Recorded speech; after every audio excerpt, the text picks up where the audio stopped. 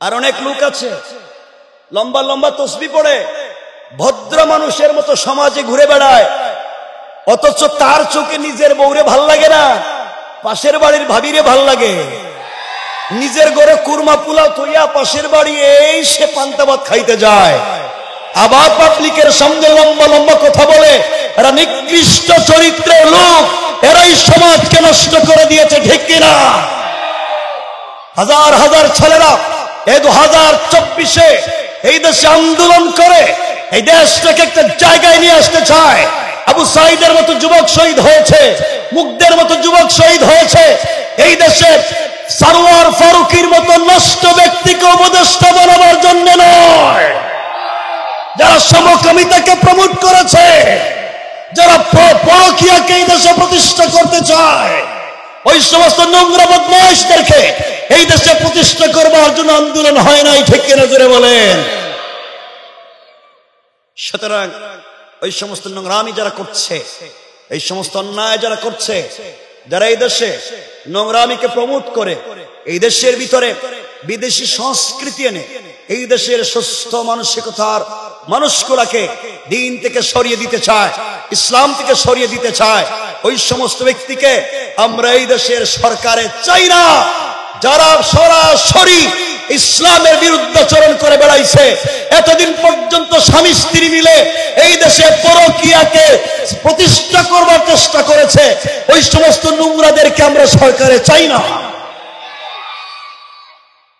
আজকের এই ঐতিহ্যবাহী চাপাই নবাবগঞ্জের সেহালা জামে মসজিদের উন্নতি কল্পে আয়োজিত 2024-এর চতুর্থ বাৎসরিক বিরাট ইসলামী জলসার সম্মানিত সভাপতি, আপনাদের জনপদের, আপনাদের মসজিদের মুহতারাম সম্মানিত খতিব মোহাম্মদ শহীদুল্লাহ, দোয়া করি আল্লাহ হায়াতে বারাকা দান করুক, আমিন। আমরা আগে অনেকে কথা বলেছি, কারি মৌলানা মোহাম্মদ সানাউল্লাহ লম্বা সময় কথা বলেছেন।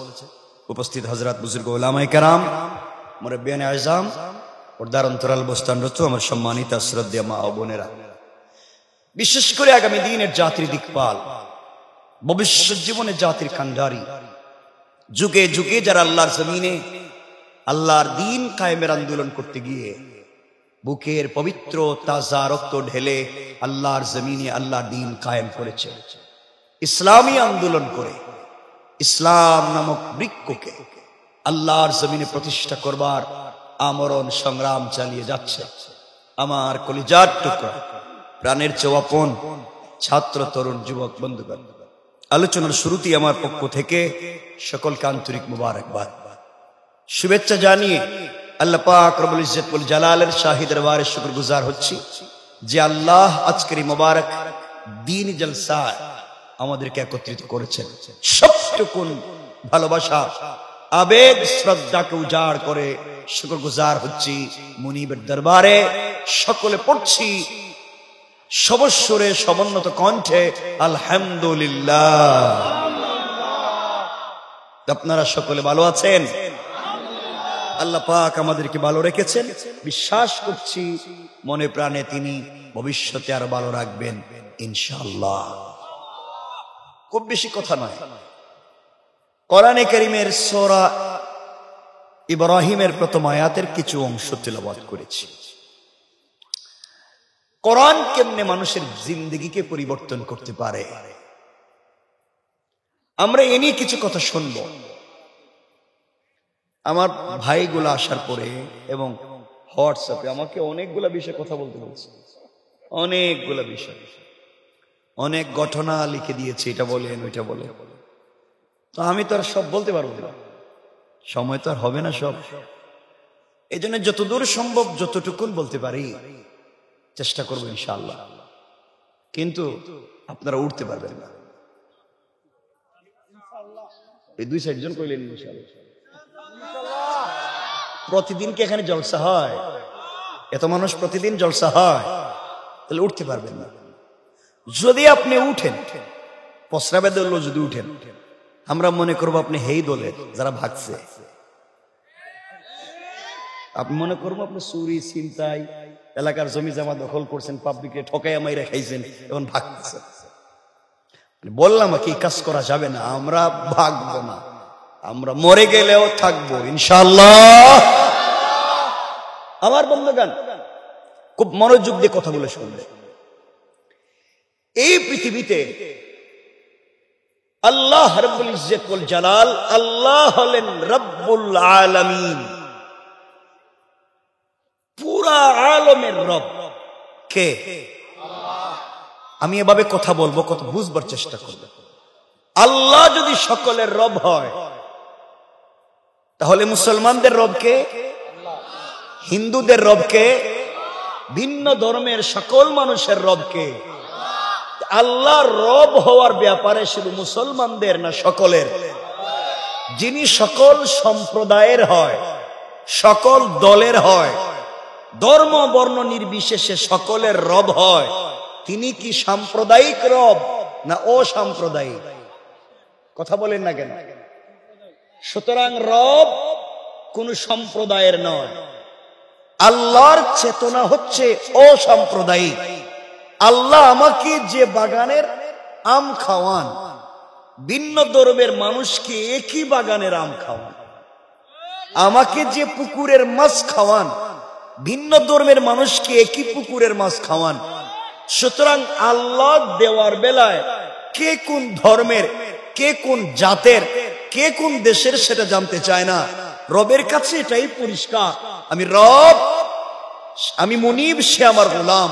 সুতরাং আল্লাহ রব হওয়ার ব্যাপারে সকলের, আল্লাহ রব হওয়ার ব্যাপারে পুরো আলমের। সুতরাং আল্লাহ আমার রব, আল্লাহ সকল ধর্মের মানুষেরও।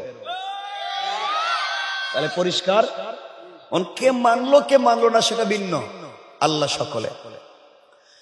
কোরআনকে আল্লাহ কোন শুধুমাত্র কেবলমাত্র কোন ধর্মীয় কিতাব বানান নাই। কোরআনকে শুধুমাত্র মুসলমানদের কিতাব রাখেননি।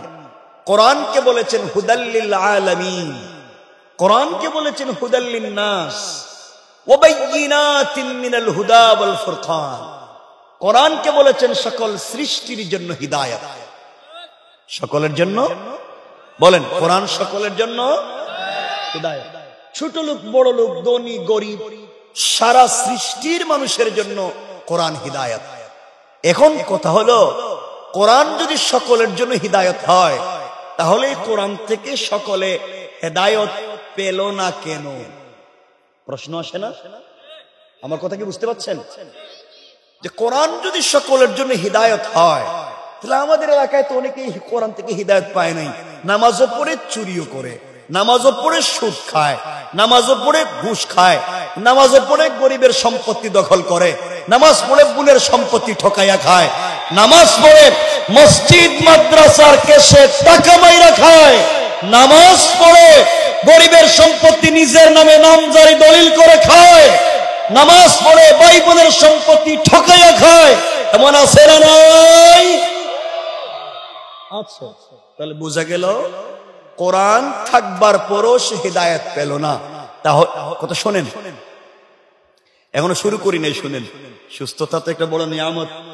এখন সুস্থতা যদি থাকে তো আমি কথা বলতে পারি। কথা শোনেন, কথাগুলো ভালো করে শুনবেন, মনে রাখবেন। একজন FCPS, MBBS, FRCS ডাক্তার বলেছে, ঘি তো চিনেন, ঘি, ঘি সকল মানুষের শরীরের জন্য পুষ্টি। কি? ছোট লোক, বড় লোক, নারী পুরুষ, ছেলে মেয়ে, ধলা ধলো, সুন্দর কালো, সকলের জন্য ঘি উপকারী। কি বলেন না? ঘি। তাই বলে যদি ডায়রিয়া রোগীকে ঘি খাওয়ানো যায়, তাহলে কি উপকার হবে না মরবে? কেন? ঘি তো উপকার ছিল, তাহলে তার ক্ষতি হচ্ছে কেন? ঘিয়ের দোষ না পেটের দোষ? কথা বলেন, ঘিয়ের দোষ না পেটের? নিজের দোষ না ঘিয়ের দোষ? কোরআন সকলের জন্য হিদায়াত, সন্দেহ নাই। যে হিদায়াত লাভ করতে পারলো না, কোরআনের দোষ নয়, তার নিজের দোষ। কথা বলেন না কেন? মানে রাখবেন, মুসলমান এই সমাজে অনেক লোক আছে, সব না আপনাদের এলাকা আমি জানি না, আমি কখনো আসিনি বলতে পারবো, আপনার রাগ করেন, আমি চিনি না কেউ। অনেক লোক আছে 5 ওয়াক্ত মসজিদে নামাজ পড়ে, লম্বা দাড়িও রেখেছে, হজও করেছে, কুরবানিও করে, লম্বা লম্বা কথাও বলে, খবর নিয়ে দেখবেন এলাকার সবথেকে বড় সুদের কারবারি। আছে না নাই? এ হচ্ছে এলাকার টাটকা নির্বেজাল শয়তান। কথা বলেন। নামাজ পড়লে সুদ খাইলে কেন? নামাজের সাথে তো এটা যায় না। কারণ আল্লাহ বলেছেন ইন্না সলাতে তানহা আনিল ফাহশাই ওয়াল মুনকার। সালাত তো অশ্লীলতা থেকে বাঁচাবার কথা ছিল, সে সালাত পড়ে সুদ খায়। অনেক লোক এলাকায় আছে, এলাকার মডেল, এলাকার মাতবার, কেউ রাগ করবেন না, 2 হাত জোর করে বলছি। অনেক লোক আছে এলাকার মডেল, এলাকার মাতবর, এলাকার বিচারী, যারা 1 কাপ রং চা খাইয়া এদিকের বিচারকে এদিকে দিয়ে দেয়। আছে না নাই? 500 টাকা হাতে ধরাইয়া দিলে পুরো বিচারটা খাইয়া ফেলায়। এমন নাই? এখানে কেউ আছে? থাকলে একটু হাত তুলেন যে আমি কি হেডে কি তা করলেন,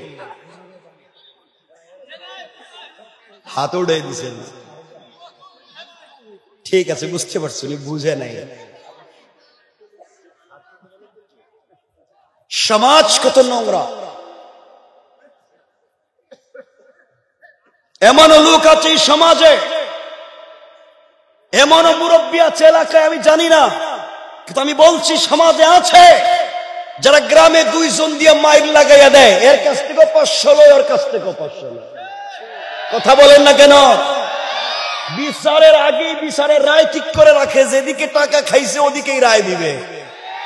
এই সমস্ত চোর, বদমাইশ আর ডাকাতদেরকে সমাজ থেকে বের করে দেওয়া দরকার, ঠিক কিনা? আর আজকালকে ওই সমস্ত বদমাইশরাই মসজিদের সভাপতি হয়ে যায়। দেখবেন খবর নিয়ে বিভিন্ন জায়গায় মসজিদের সভাপতি সুদখোর, ক্যাশিয়ার ঘুষখোর, আর সেক্রেটারি দুর্নীতিবাজ, চাঁদাবাজ, বদমাইশ, ফেন্সিডিল ব্যবসায়ী, ইয়াবা ব্যবসায়ী, গরিবের সম্পত্তি মেরে খায়। তারা মসজিদ মাদ্রাসা দায়িত্বশীল হয়ে যায়। নাই? চিন্তা করতেছে এটা তো মসজিদের পক্ষ থেকে ওয়াজ। এরা চিন্তা করতেছে হুজুর আমাদের কইতেছে না, কি তা আল্লাহ জানে, আমি তো চিনি না। এরা এগুলা করার কথা না, এগুলা করলে তোর ওয়াজ করাইতো না। এরা ভালো মানুষ। আরে শোনেন না, সমাজ কত নোংরা। আর অনেক লোক আছে লম্বা লম্বা তসবিহ পড়ে, ভদ্র মানুষের মতো সমাজে ঘুরে বেড়ায়, অথচ তার চোখে নিজের বউরে ভাল লাগে না, পাশের বাড়ির ভাবিরে ভাল লাগে। নিজের ঘরে কুরমা পোলাও থইয়া পাশের বাড়ি এই সে পান্তা ভাত খাইতে যায়, আবার পাবলিকের সামনে লম্বা লম্বা কথা বলে। এরা নিকৃষ্ট চরিত্রের লোক, এরাই সমাজকে নষ্ট করে দিয়েছে, ঠিক কিনা? হাজার হাজার ছেলেরা এই 2024-এ এই দেশে আন্দোলন করে এই দেশটাকে একটা জায়গায় নিয়ে আসতে চায়। আবু সাইদের মতো যুবক শহীদ হয়েছে, মুগ্ধের মতো যুবক শহীদ হয়েছে। এই দেশে সারোয়ার ফারুকীর মতো নষ্ট ব্যক্তিকে উপদেষ্টা বানাবার জন্য নয়, যারা সমকামিতাকে প্রমোট করেছে, যারা পরকীয়াকে এই দেশে প্রতিষ্ঠা করতে চায়, ওই সমস্ত নোংরা বদমাইশদেরকে এই দেশে প্রতিষ্ঠা করবার জন্য আন্দোলন হয় নাই, ঠিক কিনা জোরে বলেন? সুতরাং ওই সমস্ত নোংরামি যারা করছে, এই সমস্ত অন্যায় যারা করছে, যারা এই দেশে নোংরামিকে প্রমোট করে, এই দেশের ভিতরে বিদেশি সংস্কৃতি এনে এই দেশের সুস্থ মানসিকতার মানুষগুলাকে দিন থেকে সরিয়ে দিতে চায়, ইসলাম থেকে সরিয়ে দিতে চায়, ওই সমস্ত ব্যক্তিকে আমরা এই দেশের সরকারে চাই না। যারা সরাসরি ইসলামের বিরুদ্ধাচরণ করে বেড়াইছে, এতদিন পর্যন্ত স্বামী স্ত্রী মিলে এই দেশে পরকীয়াকে প্রতিষ্ঠা করবার চেষ্টা করেছে, ওই সমস্ত নোংরাদেরকে আমরা সরকারে চাই না। আমার বন্ধুগণ, কষ্ট পাচ্ছেন? সমাজ অনেক নোংরা, খুব মনোযোগ দিয়ে শোনেন। সমাজ অনেক খারাপ, অনেক আল্লাহর ওলি এলাকায় আছে, আল্লাহর ওলি কুতুব খুব ওলিয়া উলিয়া, খবর নিয়ে দেখেন পাবলিকের জায়গা জমি নিজের নামে বুয়া জাল দলিল করে বসে রয়েছে, গরিবের রাস্তা দেয় না, এর নামে কাগজ করে রেখে দিচ্ছে। হজে যাওয়ার আগে নিজের ছেলেদেরকে সুন্দর করে সম্পত্তি বন্টন করে দিছে, কিন্তু নিজের মেয়েরে দেয় নাই। কথা বলেন আছে না নাই? কাবা করে গিয়ে কাবার গিলাফ ধরে কাঁদতেছে, আল্লাহ ঠিক মতো সব তো দিয়েছি, তুমি কি আমার মাফ করবো না? আল্লাহকে বাটপার কই থেকে আইছিস? নিজের বাড়িতে নিজের মেয়েরে ঠকাইছস, এখানে কি আমারও ঠকাইতে আইছিস নাকি? মানে রাখবেন সম্পত্তিতে, পিতার সম্পত্তিতে ছেলে যেখানেই পাবে মেয়ে সেখানেই পাবে। পিতার সম্পত্তিতে ছেলে যেখানেই পায় মেয়ে সেখানেই পায়। অংশে হয়তো কম পায় কিন্তু পাবি। কিন্তু আজকালকে ছেলেদেরকে ভালো ভালো দামি দামি জায়গা দেয়, আর যেই জায়গা নদী ভাঙ্গে নিয়ে গেছে ওর দাম নাই, হেডে দিলাম মেয়েরে। আছে না নাই? আর কিছু ভাই আছে নিজের বোনের সম্পত্তি মাইরা খায়, ওই তুমি বিয়ে দিছি জামাই নিয়ে মাঝে মাঝে আসিস, সম্পত্তি চাষ করে। আরে বাবা, তুমি যে বাড়িতে থাকো এটা যদি বাবার হয়, বাবার বানানো যদি ঘর হয়, এই ঘরে তোমার যতটুকু অধিকার তোমার বোনেরও অধিকার আছে। কথা বলেন না কেন? কিন্তু বোনদেরকে দেয় না, এরা জান্নাতের আশা করে, অথচ ফরজ এটা দেয় না। এগুলো এলাকায় নাই? হলে অনেক লোক এখানে বসে রয়েছে, অনেক লোক যারা নিজের বউর মোহরের টাকা পর্যন্ত দেয় নাই। আল্লাহ জানে আছে না না, এটা আমি জানি না, কইলাম মোহরের টাকা দেয় না, বউরে ফিডায়ও, বউরে মারেও, কিন্তু টাকাটা দেয় না। এমন কি কেউ এখানে আছেন যে আল্লাহ এমন আল্লাহর ওলি বা ভদ্র মানুষ যে আপনার স্ত্রী আপনাকে মোহরের টাকা মাফ করে দিছে? এমন কি কেউ আসেননি যে আপনাকে মাফ করে দিছে? কেউ নাই? থাকলে একটু হাত তুলে দেখেন না কেন? কেউ নাই? আছে? কে কয় আছে? এই আপনারা মাফ করে দিছেন? মাশাআল্লাহ। কিন্তু আজকে তালাক দিলেই তো কালকে দেওয়া লাগবে। আজকে তালাক দিয়া দেখেন কালকে পয়সা চাইবে, তাইলে বোঝা গেল এই টাকাটা মাফ হয় না, এটা মাফির সিস্টেম নাই, এটা দিতে হয়। আর যদি মাফ দেও, রব বলেছেন লেনদেন লিখে রাখতে হয়, ইলা আজালিন মুসাম্মা ফাকতুবুহু ওয়ালিয়াকতুব বাইনাকুম কাতিবুন বিল আদল। ইনসাফ ওয়ালা ব্যক্তির সামনে রেজিস্ট্রি করো, সে যে মাফ করে দিছে। নাইলে তালাক দিলেও চাইবে, মরার পরে বলবে স্বামী আমারে দেন। কথা বলেন না কেন? এজন্য এটা দিয়ে দিয়ে নামাজ রোজার মতো ফরজ, এটা দিয়ে দিবেন তো? নগদ দেন আর আস্তে আস্তে দেন। প্রত্যেক বছর 5টা কাপড় দিতেন, এই বছর 7টা দিবেন। প্রত্যেক মাসে 1000 টাকা তার হাত খরচ দিতেন, 1500 টাকা দিবেন। এই 500 করে তার মোহর থেকে কাটিয়ে দিবেন। এরপরে যদি বউ ইচ্ছা করে সবকিছু আপনারা দিয়ে দেয়, ওটা ভিন্ন বিষয়, কিন্তু তাকে দিতে হবে। আমার কথাই বুঝছেন? আল্লাহ জানে জানে। আমার মুরব্বীরা চিন্তা করছে, রে বাবা তুমি যে ওয়াজ করতেছ, বউ তো এমনি ফিডায় উল্টা। ঠিক কয় কে? বুঝলাম। হ্যাঁ, কি মায়ের খাইছে নাকি তো বউরা? বিয়াই করছে না নাকি? সব ঠিক মাইরা দিতেছে। সমাজ কত নোংরা হয়েছে। সুতরাং এই সমাজে দিন জিন্দা করা লাগবে আমাদের। আমরা দিন বুঝি না, এজন্য খুব মনোযোগ দিয়ে কথাগুলো শুনেন, খুব লম্বা চৌড়া বলবো না। আমরা সামনের দিকে কিছু কথা নিয়ে আসব। এই সমাজ, এই দেশ মুসলমানদের, আজকে এই দেশ থেকে দিনকে মুছে ফেলবার কত ধরনের ষড়যন্ত্র হয়েছে এবং হচ্ছে। আমরা যদি ঠিক না থাকি, এই দেশ থেকে দিনকে মুছে দেবার সমূহ সম্ভাবনা ষড়যন্ত্র এখনো আছে, ভবিষ্যতে থাকবে। কিন্তু আমাদেরকে সচেতন হতে হবে। আমরা এত সচেতন, জুমার সালাতে মসজিদে নামাজে সালাতে মসজিদে লোকের অভাব হয় না, ফজরের সালাতে কেউ থাকে না, ইমাম সাহেব একা কোনোদিন নামাজ পড়তে হয়। এমন লোক আছে না সমাজে? তো ফজরের সময় কই থাকেন আপনারা?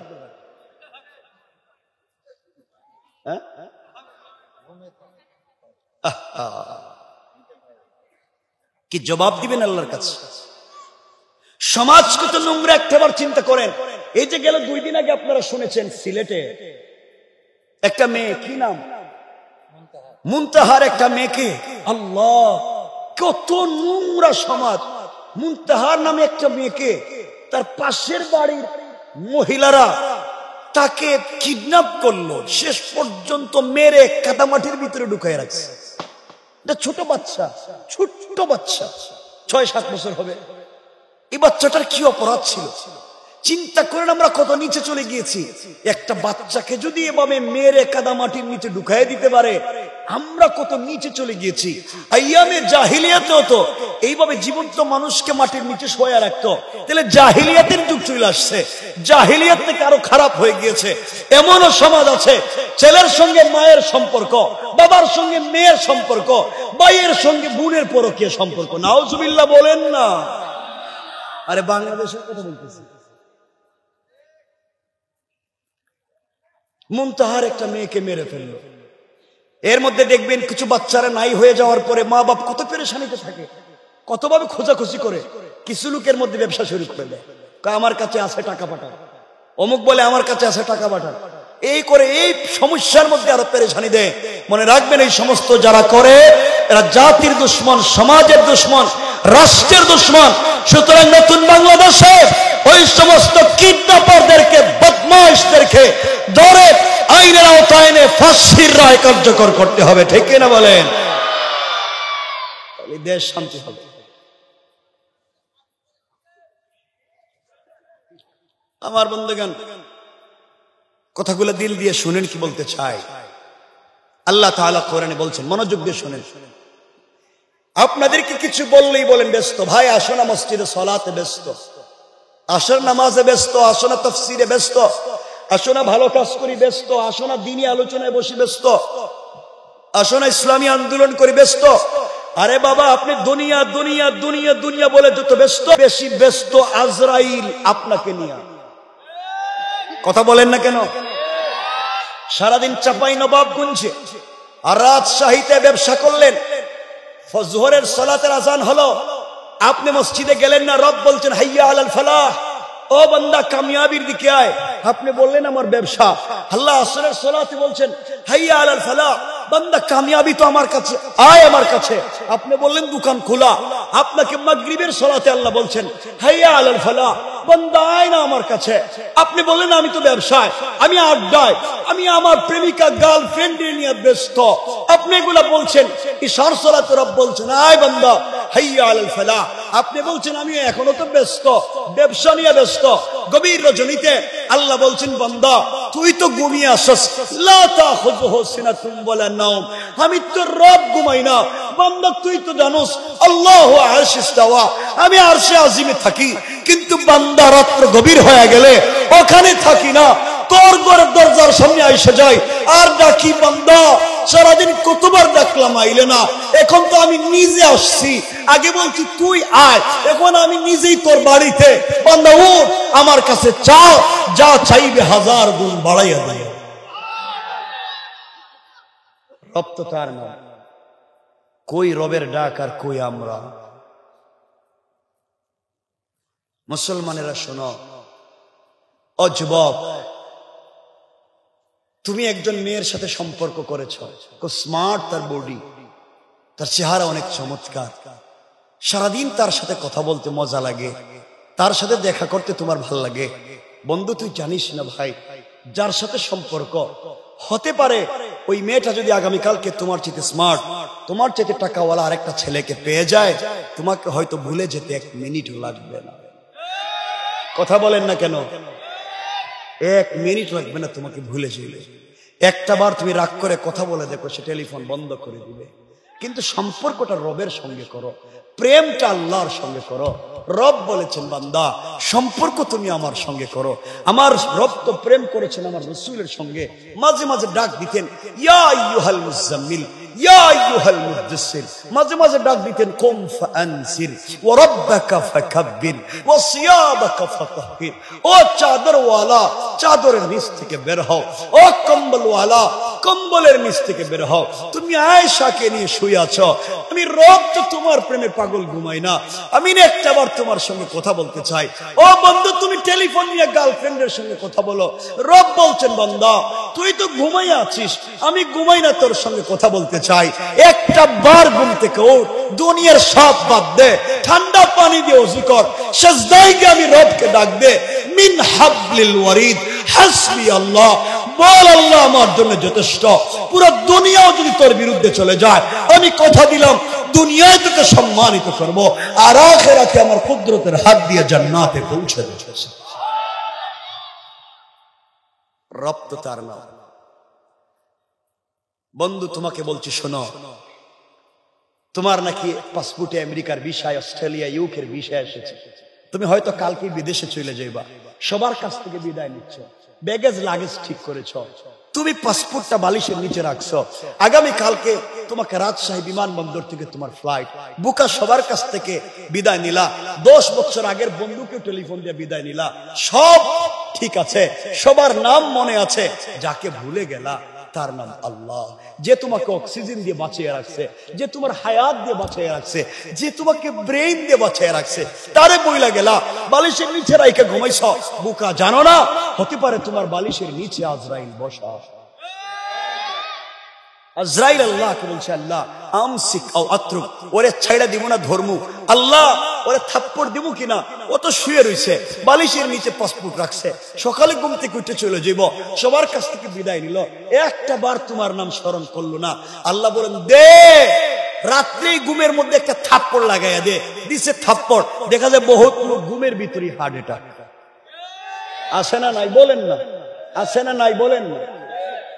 সারাদিন দোকানদারি করছ, দোকানে বসে রইছ, দোকানদারি, ব্যবসা ব্যবসা, টাকা টাকা, সারাদিন ব্যবসা করে বিকাল বেলা কেশের বাক্সের টাকাগুলো গমতে গিয়েছ, টাকা আমার, ফ্যাক্টরি আমার, ইন্ডাস্ট্রি আমার, কল কারখানা আমার, সব তো আমার, টাকা হাতে নিয়েছ।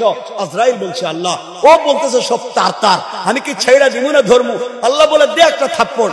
দিছে থাপড়া, দেখা যায় টাকা গমতেছে, ব্রেইন স্ট্রোক। নাই নাই, দুনিয়া তো ওই জায়গায় শেষ। কিসের বাহাদুরি করো? আমার কথা কি বুঝতে পারছেন আপনারা? কিসের বাহাদুরি করো? আমার কথা বিশ্বাস হয় না? বিশ্বাস হয় না? আপনার কলিজার টুকরা স্ত্রী কিয়ামতের দিন আপনার পক্ষে হয়তো কথা বলবে না, আপনার কলিজার টুকরা স্বামী বোন কিয়ামতের দিন হয়তো আপনার পক্ষে কথা বলবে না, আপনার সন্তান আপনার পক্ষে দাঁড়াবে না, আপনার বন্ধু কেউ আপনার পক্ষে থাকবে না। সবাই 2 নম্বরই করবে, সবাই বেঈমানি করবে, সবাই শয়তানি করবে, কেউ কাউকে পরিচয় পর্যন্ত দিবে না। বিপদগ্রস্ত হবেন আপনি। এই জন্য সব বাদ দেন। এই পৃথিবীর মানুষকে 100% খুশি করতে পারবেন না। আপনি আপনার স্ত্রীকে যত কিছুই দেন 100% খুশি করতে পারবেন না। একদিন যদি কোনো জিনিসের কম হয়, হয়তো বলে ফেলবে 20 বছর তোমার ঘর সংসার করছি, কোন দিন দিছ? শুধু বোনদের দোষ না, আপনারাও সেম কাজ করবেন। আপনারও কামলা খুব ভালো না। এটাই তো আপনি বিদেশে থাকেন, আপনার মা বাবা আপনার কাছে কোনো জিনিস চেয়েছে, আপনি ঠিক মতো দিতে পারেন নাই, মা বাবা বলবে তুই বিদেশ থাকস, কোন দিন দিছ সামনে? কথা বলেন না? আপনার ভাই বোন বলবো বিদেশ গিয়ে আমাদেরকে ভুলে গেছে, এখন সে তার স্ত্রী আর শ্বশুর বাড়ি চিনে, আমাদেরকে চিনে না। এক কথায় পৃথিবীর সকল মানুষকে 100% সন্তুষ্ট করতে পারবেন না, কিন্তু রব বলেছেন, বান্দা তুমি চাইলে আমাকে সন্তুষ্ট করতে পারো। কথা বলেন না কেন? আমি বানাইয়া বলছি না, খুলেন সূরা আল মাআরিজ। রব বলেছেন, ইয়াউমা তাকুনুস সামাউ কাল মুহল, যেদিন আসমান বিগলিত তামার মতো ফুটা ফুটা হয়ে পড়বে। ওয়া তাকুনুল জিবালু কাল আইহিন, যেদিন পাহাড়গুলা রঙের সুতার মতো উড়ে যাবে। রব বলেছেন, ওয়ালা ইয়াসআলু হামিমুন হামিমা, কলিজার টুকরা বন্ধু পর্যন্ত বন্ধুর খবর নিবে না। ইউবাসসারুনহুম ইয়াওয়াদ্দুল মুজরিমু লাউ ইফতাদি মিন আযাবি ইয়াউমিযিন বিবানি, আপনি দেখবেন আপনার আমলনামায় লিখা আপনি ঠিকমতো সালাত পড়েন নাই। আল্লাহ বলবেন, বান্দা সালাত পড়লে না কেন? আপনি বলবেন, আল্লাহ আমার বাচ্চাদেরকে ভালো স্কুলে পড়াবার জন্য নামাজের সময়ও কাজ করছি, ওভার ডিউটিও করছি, আল্লাহ বাচ্চাদেরকে ভালো জায়গায় পড়াবার জন্য, বাচ্চাদের জন্য একটা ভালো বাড়ি বানাবার জন্য আমি তোমার ইবাদত ঠিক মতো করতে পারি নাই। আল্লাহ তুমি আজকে আমাকে ছেড়ে দাও। আল্লাহ বাচ্চাদের জন্যই তো করছি। আল্লাহ বলবেন, তাদেরকে ডাক দিয়া দেখ তোকে চিনেনি। সন্তান বলবে, এই চেহারার লোক আমার বাপ ছিল না। কি বলবে? এরপর আল্লাহ বলছেন ও সাহিবাতিহি ওয়া আখি, আল্লাহ আমার আমল নামায় লেখা আমি নাকি সুদ খাইছি, আমি নাকি ঘুষ খাইছি, আমি শয়তানি করছি। আল্লাহ বলবেন হ্যাঁ লিখাই তো তুমি করছো। আল্লাহ আমি করিনি। ও সাহিবাতিহি, আমার বউ বলতো পাশের বাড়ির দুলাভাই চাকরি করে, তুমি একই চাকরি করো, তার কত কিছু আছে, আমাদের কিচ্ছু নাই। বউর কথা শুনে আমি সুদে টাকা আনছি। আল্লাহ আজকে বউরে ধরো আমার ছেড়ে দাও। আল্লাহ বলেন সাহিবাতিহি, তোমার সন্তানদেরকে বাদলাম, তোমার স্ত্রীকে বাদলাম, কিন্তু তোমাকে ছাড়বো না। আমল নামা লিখা আমি ঠিক মতো সালাত পড়ি নাই কেন? ও সাহিবাতিহি ও আখি, ভাই বোনের জন্য। আল্লাহ আমি বড় ভাই ছিলাম, ছোট ছোট ভাইদেরকে মানুষ করার জন্য, বোনদেরকে ভালো জায়গায় বিয়ে দেওয়ার জন্য গাদার মতো কাজ করছি, এই জন্য ঠিক মতো ইবাদত করতে পারি নাই। আল্লাহ এরা তো এদের জন্য করছি। আল্লাহ বলবেন ভাই বোনদেরকে বাদলাম, কিন্তু তোমাকে ছাড়বো না। আল্লাহ বলবেন বান্দা তোর আমল নামায় লেখা ফাসিলাতিহিল্লাতি তুই, তুই নাকি লিডারের কথায় আরেকজনের জমি দখল করছিলে, আরেকজনের মাথায় বাড়ি মারছিলে, আরেকজনের দোকানে গিয়ে সান্দাবাজি করছিলে। ক লিডারের কথায় কি করছ? আল্লাহ আমি তো করি নাই। লিডার কইছে কর, আমি তো করছি লিডারের কথা শয়তানি। আল্লাহ আমার দোষ না লিডারের। লিডারেও বানলাম, তোরেও বানলাম। কথা বলেন নাকি? আরে আমার কথা নয় তো, রব বলছেন ফাসিলাতিহিল্লাতি তুই। বান্দা বলবে আল্লাহ আমার সন্তানকে বাঁধছো, মা বাপকে বাঁধছো, স্ত্রীকে বাঁধছো, ভাই বোনকে বাঁধছো, আমার লিডাররেও বাঁধছো, এবার আমারে ছাড়ো। আল্লাহ বলবেন ছাড়বো না। বান্দা বলবে ওয়ামান ফিল আরদি জামিআন সুম্মা ইউনজি, আসমান জমিনে যা আছে সব তোমারে দিলাম, বিনিময়ে আমারে ছাড়ো। কি বুঝলেন? সব দিয়েও নিজেরে বাঁচাইতে চায়। আল্লাহ কিছু বলবেন? আল্লাহ বলছেন পরের আয়াতে কাল্লা ইন্নাহা লাযা, কখনো তোমাকে আজকে ছাড়বো না। লেলিহান আগুনে জ্বালাবো। কেমন আগুন? নাযাআতাল লিশাওয়া, যে আগুন চামড়া জ্বালায়, হাড্ডি জ্বালায়, গোশত জ্বালায়, কিন্তু কলিজা জ্বালায় না। তাদউ মান আদবারা ওয়া তাওয়াল্লা, যাদের কথায় তুই এগুলা করছিলে, যাদের জন্য এতগুলা করছিলে, তাদউ তাদেরকে ডাক দে। মান আদবারা ওয়া তাওয়াল্লা, দেখবে তারা মুখ ফিরাইয়া পিঠ দিয়া চলে যাবে, কেউ তোমার পাশেও আসবে না। কে বলছেন? কেন বুঝেন না? কেন বুঝেন না? এই জন্য আমাদেরকে বুঝতে হবে। বলেন না ইনশাআল্লাহ, বলেন না ইনশাআল্লাহ, আরো জোরে বলেন না ইনশাআল্লাহ। এই জন্য সমাজে দিন জিন্দা হওয়া দরকার আছে না নাই? জোরে বলেন আছে না নাই? কষ্ট নিবেন না তো আপনারা, শুনবেন তো কথা। সমাজে যদি দিন জিন্দা হয়ে যায়, কোরআন যদি আপনার সাথে থাকে, কি কি শুধুমাত্র কোরআন, এই যে কোরআন শরীফ যদি সাথে রাখেন, কসম রব্বে পাকের জাতের, পুরা দুনিয়া আপনার বিরুদ্ধে চলে গেলে কেউ আপনার ক্ষতি করতে পারবে না। এমনকি সবাই আপনাকে গুলি করার জন্য দাঁড়াইছে, আপনার সঙ্গে কোরআন আছে। রব বলেছেন পুরা পৃথিবীর মানুষের সামনে তোমাকে আমি হেফাজত করার জিম্মাদার। সুবহানাল্লাহ বললেন? বিশ্বাস হয় না? না বিশ্বাস হয় না? খুব সংক্ষেপ করে দুটা কথা শুনেন, আমরা আলোচনা কেভাবে নিয়ে আসবো। খুব লম্বা করবো না, কিন্তু শুনেন। আমার মুসলমান বন্ধুগণ, গভীর মনোযোগ। এই দুনিয়ার জমিনে আখিরি জামানার পয়গম্বর, সরকারে কায়নাত, দু জাহানের সরদার, নবী রহমত জনাবে মুহাম্মদ রাসূলুল্লাহ সাল্লাল্লাহু আলাইহি ওয়াসাল্লাম কে আল্লাহ তাআলা বলে দিয়েছেন, বান্দা ও আমার প্রিয় হাবিব, কোরআন যদি সঙ্গে থাকে, কেউ যদি কোরআনকে বিশ্বাস করে, কোরআনকে বুকে ধারণ করতে পারে, পুরা দুনিয়া যদি তার বিরুদ্ধে চলে যায়, পুরা দুনিয়া যদি তার সামনে দাঁড়াইয়া থাকে মারতে চায়, আমি আল্লাহ স্বয়ং তাকে হেফাজতের জিম্মাদার। পড়েন সুবহানাল্লাহ। ছোট্ট কথাগুলো মনোযোগ দিয়ে শোনেন। আল্লাহ রাসূল সাল্লাল্লাহু আলাইহি ওয়াসাল্লামকে আল্লাহ তাআলা যখন জানিয়ে দিলেন, বন্ধুরে ওয়ানজির আশিরাতাকাল আকরাবিন, ও বন্ধু তুমি তোমার নিকট আত্মীয়দের কাছে দ্বীনের দাওয়াত পৌঁছে দাও। লম্বা কথা আমরা ঘটনা বলবো না, শুধু কোরআন সঙ্গে রাখলে লাভ কি শোনেন।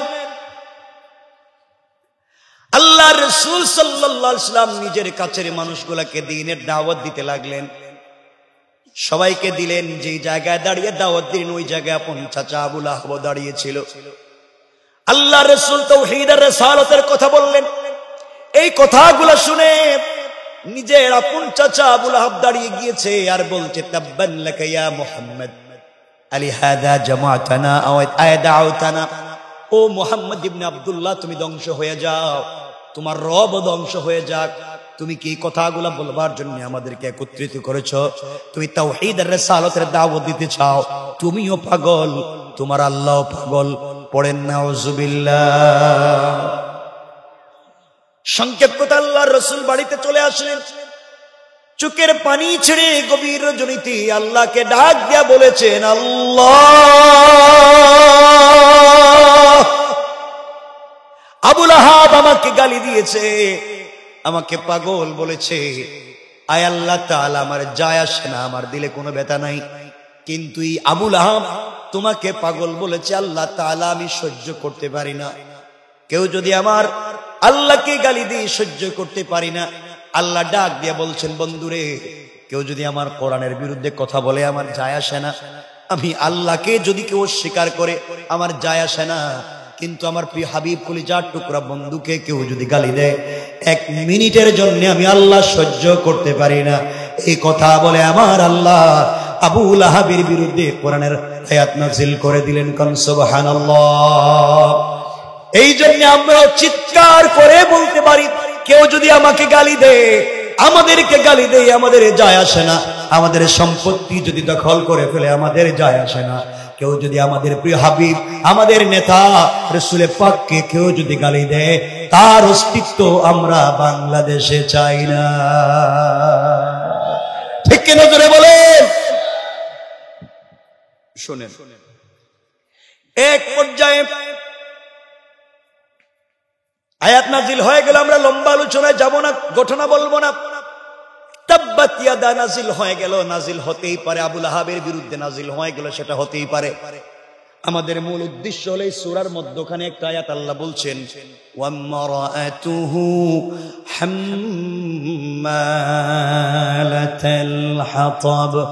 আল্লাহ বলছেন, বন্ধুরে, শুধু আবু লাহাবকে ধ্বংস করে দিয়েছি তা না, ওয়ামরাআতুহু, ওই মহিলাকেও ধ্বংস করে দিয়েছি। হাম্মালাতুন, ওই মহিলা। হাম্মালাতুন শব্দের 2টা ব্যাখ্যা মুফাসসিরিন কিরাম তাফসীরের কিতাবে দিয়েছেন। 1 নম্বর, হাম্মালাতুন শব্দের ব্যাখ্যা হলো ওই মহিলাকেও আমি আল্লাহ ধ্বংস করে দিলাম, যেই মহিলা কাঁটাওয়ালা কাঠ এনে রাস্তায় ফেলে দিয়ে রাসূল তোমার দ্বীনের দাওয়াতে বাধা দিত, দ্বীনের দাওয়াত দিতে দিত না, তোমাকে বাধা দিত, ওই মহিলাকেও ধ্বংস করে দিলাম। 2 নম্বর ব্যাখ্যা, হাম্মালাতুন, ওই মহিলাকে ধ্বংস করে দিলাম যেই মহিলা মানুষের ঘরে ঘরে বাড়ি বাড়ি গিয়ে তোমার বদনাম করত, সমালোচনা করত, গীবত শিকায়াত করত। ইয়া রাসূলুল্লাহ, ওই বদনামকারী নারীকেও ধ্বংস করে দিলাম।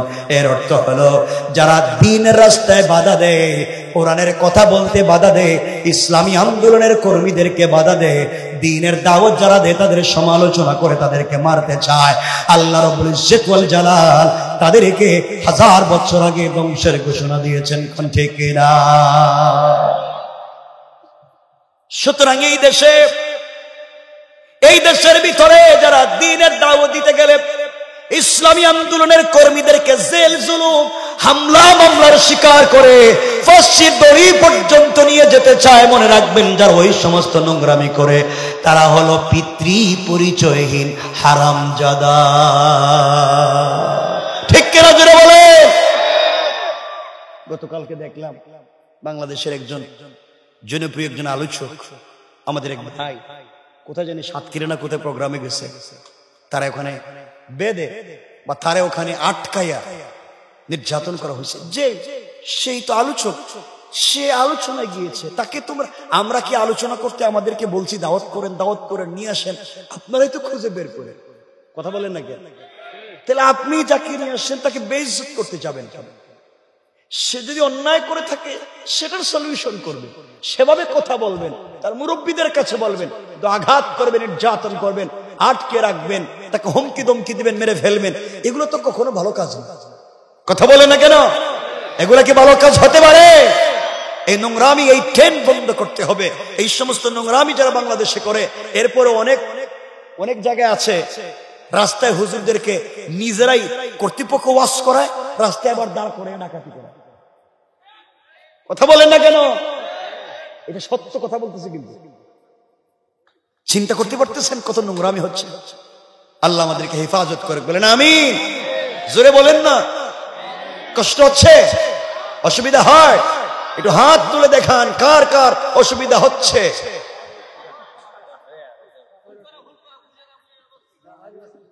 অসুবিধা হইতেছে বলছিলাম, সবাই হাত উড়িয়ে দিচ্ছে।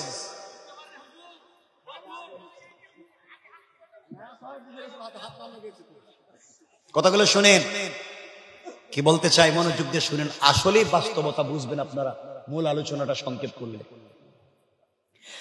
আমার বন্ধুগণ, যে কথা বলতে চাই, উম্মে জামিলের বিরুদ্ধে যখন কোরআনের আয়াত নাজিল হয়ে গেল, উম্মে জামিল আবুল হাবের স্ত্রী। কার স্ত্রী? রাসূলের কি আর কি? রাসূলের চাচি এবং রাসূলের বিয়াইন। কারণ উম্মে জামিল আবুল হাবের দুই ছেলে উতবা এবং উতাইবার কাছে রাসূলের দুই মেয়ে যায়নাব এবং রুকাইয়াকে দিয়ে দিয়েছিলেন নবুয়তের আগে। একদিকে রাসূলের চাচি, অপরদিকে বিয়াইন। উম্মে জামিল বলছে, আমার বিরুদ্ধে মুহাম্মদের কাছে তার আল্লাহ কোরআনের আয়াত নাজিল করছে, দেখে নিব তার আল্লাহর ক্ষমতা কেমন। মুহাম্মদ আজকে পিটাইয়াই মেরে ফেলবো না, নাউজুবিল্লাহ, এটা আগামীকালকে বলবেন। হাতের মধ্যে পাথর নিয়েছে। যেটা বলতে চাই, ঘটনা বলবো না, শুধুমাত্র এতটুকুন, কোরআন সঙ্গে থাকলে আল্লাহ কেমনে বাঁচাবেন। উম্মে জামিল হাতের মধ্যে পাথর নিয়েছে, কাঁধের মধ্যে পাথরের দুইটা ব্যাগ নিয়েছে, চলতেছে আল্লাহর রাসূলকে মেরে ফেলবে। আল্লাহ রাসূল সাল্লাল্লাহু আলাইহি ওয়াসাল্লাম সিদ্দিকে আকবরকে সঙ্গে নিয়ে কাবা চত্বরে বসে আছেন। সিদ্দিকে আকবরের রানীর উপরে মাথা রেখে আল্লাহ রাসূল শুয়ে আছেন। সিদ্দিকে আকবর আল্লাহর রাসূলের চেহারা মুবারকের দিকে তাকায়, মুস্কি হাসে, চোখের পানি ছেড়ে দিয়ে আল্লাহর কাছে বলছে, আল্লাহ তাআলা, আসমানের চন্দ্র সূর্যকেও তো অনেকদিন দেখেছি, কিন্তু কসম রব্বে পাকের জাতের, আমার মন বলছে আসমানের চন্দ্র সূর্যের চাইতে আমার রাসূলের চেহারা কোটি গুণ সুন্দর। কোন সুবহানাল্লাহ। এমন সময় আবু বকর দেখেন একজন মহিলা হাতির মধ্যে পাথর নিয়ে আসতেছে, আল্লাহ রাসূলকে মেরে ফেলতে চায়। সিদ্দিক আকবর বলছেন, ইয়া রাসূলুল্লাহ, একজন মহিলা আপনাকে আঘাত করবার জন্য আসতেছে, আপনি বললেই তো তাকে আমি আগে আঘাত করি। আল্লাহ রাসূল বলেন, না না, আমি কাউকে আঘাত করতে পারি না। আল্লাহ বলে দিয়েছেন, কেউ যদি আমাকে নির্যাতন করে আসে, নির্যাতনের জন্য আসে, জুলুম করবার জন্য আসে, ওই সময় জন্য আমি কোরআন থেকে তেলাওয়াত করি। আল্লাহ বলছেন, তেলাওয়াত করতে দেরি হবে, ওই জালেম থেকে বাঁচাতে দেরি হবে না। পড়েন সুবহানাল্লাহ। উম্মে জামিল একবারে রাসূলের বুকের সামনে দাঁড়িয়ে গেল, কাছাকাছি এসে আল্লাহ রাসূল সিদ্দিকে আকবরের রানের উপরে মাথা রেখে তেলাওয়াত করতেছেন। সিদ্দিকে আকবর কান দিয়ে রাসূলের তেলাওয়াত শুনেন, দুইটা চোখ দিয়ে দেখেন উম্মে জামিল রাসূলের বুকের সামনে দাঁড়ায়া আবু বকরকে বলছে, আবু বকর, তুমি এখানে একা একা বসে আছো, তোমার বন্ধু মুহাম্মদ ইবনে আব্দুল্লাহ কোথায়? তাকে যে দেখি না। আল্লাহু আকবার বললেন না? জোরে আওয়াজ করে বলেন। সিদ্দিক আকবর বলেন, বলে কি আমি দেখি রাসূলের এক হাত সামনে দাঁড়ায়া আল্লাহর রাসূল আমার রানের উপরে শুয়ে আছেন, তাকে আমি দেখি, তার তেলাওয়াত শুনি। উম্মে জামিল রাসূলের সামনে দাঁড়ায়া আমাকে দেখে, রাসূলকে দেখে না, ব্যাপার কি? তিনি বলছেন, উম্মে জামিল রে, তোমার বাতিজা, তোমার বেয়াই, তুমি খুঁজে দেখো কোথায় গেল। উম্মে জামিল পুরা কাবা এলাকা খুঁজলো, না পেয়ে আবার এসে রাসূলের সামনে দাঁড়ায়া আবু বকরকে বলছে, আবু বকর, তোমার বন্ধু মুহাম্মদকে তো খুঁজে পাইলাম না, তাকে জানাইয়া দিও তার চাচি এবং বিয়াই উম্মে জামিল এসেছিলাম, তাকে মেরে ফেলবার জন্য পাইলাম না, আমি যদি মক্কার কোথাও পাই তাকে আস্ত রাখবো না, মেরে ফেলবো। আবু বকর মনে মনে কয়, মুহাম্মদ আমার সামনে শুয়ে আছে, এখানেই দেখোস না, মারা তো বহুত দূরের ব্যাপার। কথা বলেন না কেন? এই জন্য আমরা বলি, এই দেশ মুসলমানদের দেশ, আলিম উলামার দেশ, পীর বুজুর্গের দেশ, ওলি আব্দালের দেশ, গৌস কুতুবের দেশ, মাদ্রাসা মসজিদের দেশ, জানে খামতের দেশ, কোরআন সুন্নাহর দেশ, ইসলামী আন্দোলনের কর্মীর দেশ। এই দেশে কোরআন সুন্নাহ, আল্লাহ এবং রাসূলের বিরুদ্ধে কথা বললে 10 লক্ষ যুবক জিন্দা আছে, ওদের অস্তিত্ব পৃথিবীতে থাকবে না। কোন ঠিক কিনা? আমার বন্ধুগণ, উম্মে জামিল চলে গিয়েছে। কিছুক্ষণ পরে সিদ্দিকে আকবর উঠে গেলেন, আল্লাহ রাসূলকে জড়িয়ে ধরে চোখের পানি ছেড়ে বলছেন, ইয়া রাসূলুল্লাহ, উম্মে জামিল আপনার চোখের সামনে দাঁড়িয়ে আপনাকে দেখে না, আমাকে দেখে, ব্যাপার কি? আল্লাহ বলছেন, আল্লাহ রসুল বলছেন, বন্ধুরে শোনো তুমি, ও আবু বকর শোনো, আল্লাহ আমাকে জানিয়ে দিয়েছেন বন্ধু আমার, কোন কাফের, কোন জালেম যদি আপনাকে নির্যাতন করতে, আঘাত করবার জন্য আসে, ওই সময় আপনি আমার কোরআন থেকে তেলাওয়াত করবেন। আল্লাহ বললেন হিজাবাম মাসতুরা, আকাশ থেকে আমার আল্লাহ গোপন পর্দা পাঠাইয়া ওই কাফের থেকে আমাকে হেফাজত করে দেয়। আল্লাহ বলছেন তিনি আমাকে হেফাজত করবেন যদি আমি তেলাওয়াত করি কোরআন থেকে। তাহলে আমি বুঝতে চাচ্ছি এতক্ষণে আমরা যদি কোরআন সঙ্গে রাখি আল্লাহ আমাদেরকে বাঁচাবেন। কথা বলছেন না কেন? কিন্তু আমরা সব পারি, যেটা পারি না সেটা হলো আল কোরআন। এটার মতো ব্যর্থতা পৃথিবীতে আর নেই। এত ওয়াজ, এত নসিহত, কিন্তু আমরা কোরআন শিখলাম। কষ্ট হচ্ছে আপনাদের? খুব মনোযোগ দিয়ে শুনেন। এক মিনিটে আরেকটা কথা বলে আমরা মূল আলোচনাকে সংক্ষেপ করব। আপনাদেরকে আজকে নিয়ে যাব এমন একটা আলোচনার দিকে, হযরতে ফাতেমা রাদিয়াল্লাহু তাআলা আনহা যে জিন্দেগীর আলোচনার কথা আমাকে বলছি, একটু আপনাদেরকে নিয়ে যাব ওই জায়গায়। হয়তো হতে পারে আজকের এই কথাগুলো আমাদের পুরো জিন্দেগীর পরিবর্তন নিয়ে আসতে পারে। এটা আসতে কইলে আওয়াজে মনে হইতেছে আপনাদের ঘুম পাইতেছে মনে হয়। একটু হাত তুলে দেখেন না কারা কারা ঘুমায় গেছেন। কি হাত তুলে দিয়ে ঘুমায় নাকি? তা এটি কি উল্টা এলাকার লোক নাকি? হাত উঠেও ঘুমায় দিবে।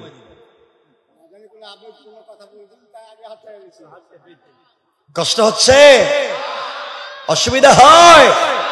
এবার সকলে আমার মতো হাত উঠা। বাবা আপনি উঠান নাকি?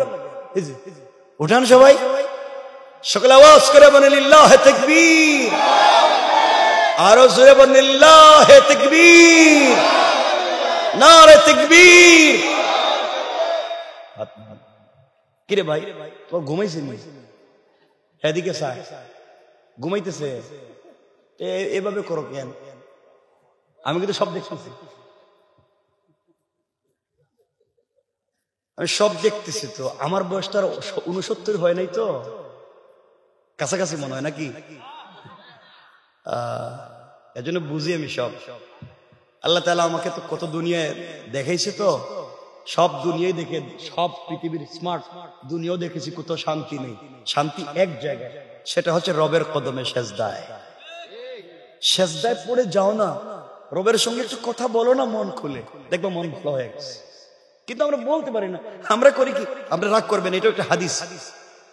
আমরা করি কি? সেজদায় গিয়ে পড়ি সুবহান রাব্বিয়াল আলা। আল্লাহ বলেন আমি তো বড়। সুবহান আল্লাহ আপনি পবিত্র, আলা আপনি বড়। আল্লাহ আমি তো জানি আমি পবিত্র, আমি বড়। কি হইছে ক?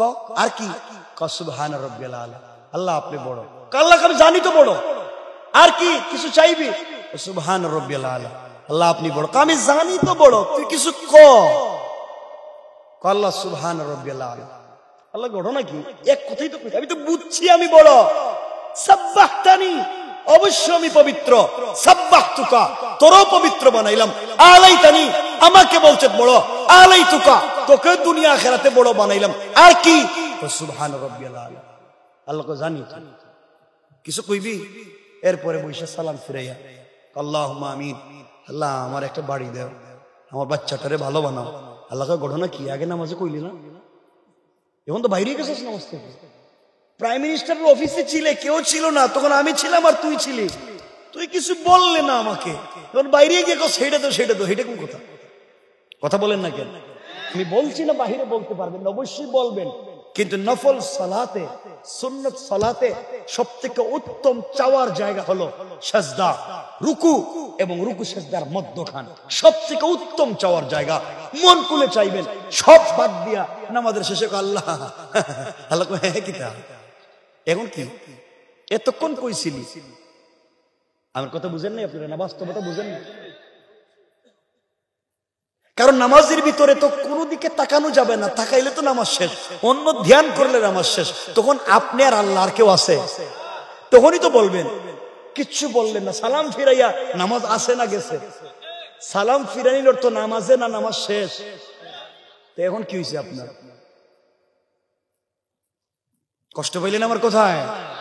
বলছি ওখানেও দোয়া করবেন, সালাতের পরেও দোয়া করেন, একা করেন, সবাই যেভাবে আপনার ভালো লাগে করেন, কিন্তু মূল ফোকাসটা বুঝাতে চাচ্ছি দোয়ার একটা জায়গা আছে, চাওয়ার একটা জায়গা আছে। একা একা মানুষ বলতে মজা পায় নাকি? কথা বলে না। যার সাথে যার প্রেম তার সাথে কি পাবলিকের সামনে সব কথা বলা যায় না গোপনে?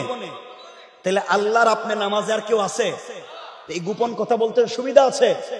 ওই সময় আছে হিডিকিদারি। আল্লাহ হেফাজত করুক, বলে না আমিন।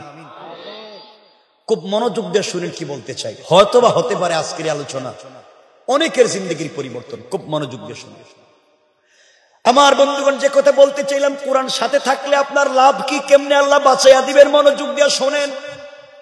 এই কথাগুলা বলে আমরা আলোচনাকে সংক্ষেপের দিকে নিয়ে যাব, কারণ রাত্র প্রায় 12টা। কথাগুলা মনোযোগ দিয়ে শোনেন, কেমনে কোরআন থাকলে আল্লাহ হেফাজত করবেন। আল্লাহ বলছেন, শোনো মুসলমানেরা, পুরা দুনিয়া যদি অস্ত্র নিয়ে আপনার সামনে দাঁড়াইয়া যায়, গুল হইয়া দাঁড়াইছে, আপনাকে বন্দুক দিয়ে গুলি করবে, আপনি একা। আল্লাহ বলছেন কাউকে স্মরণ করবার দরকার নাই, কোন নেতা লিডারে টেলিফোন দেওয়ার দরকার নাই, আমাকে স্মরণ করো, আমি আল্লাহ সকল কাফেরদের সামনে তোমাকে হেফাজতের জিম্মাদার। এই জ্বলন্ত উদাহরণ 1 মিনিটে বলি শোনেন। আল্লাহর রাসূল সাল্লাল্লাহু আলাইহি ওয়াসাল্লাম যেই দিন হিজরত করে মক্কা থেকে মদিনায় চলে যাবেন, ঘটনা বলবো না, শুধু বলবো দেখেন রসুলকে কেমনে বাঁচান আল্লাহ। গভীর রজনীতে আল্লাহর রাসূল ঘুম থেকে উঠে গেলেন। জিবরিল আমিন বলছে আপনাকে হিজরত করতে হবে ইয়াসরিবের দিকে, খেজুর বাগানের দিকে, মদিনার দিকে। আল্লাহর রাসূল উঠে গেলেন, হিজরত শুরু করবেন। ওযু করলেন, 2 রাকাত সালাত পড়লেন, রেডি হয়ে গেলেন, ঘরের দরজা খুলে বের হয়ে যাবেন। হঠাৎ শুনেন ঘরের বাহিরে কাফেররা দাঁড়িয়ে আছে, নেজানিয়া, তীর নিয়ে, বল্লম নিয়ে পুরা বাড়ি ব্যারিকেড দিয়েছে।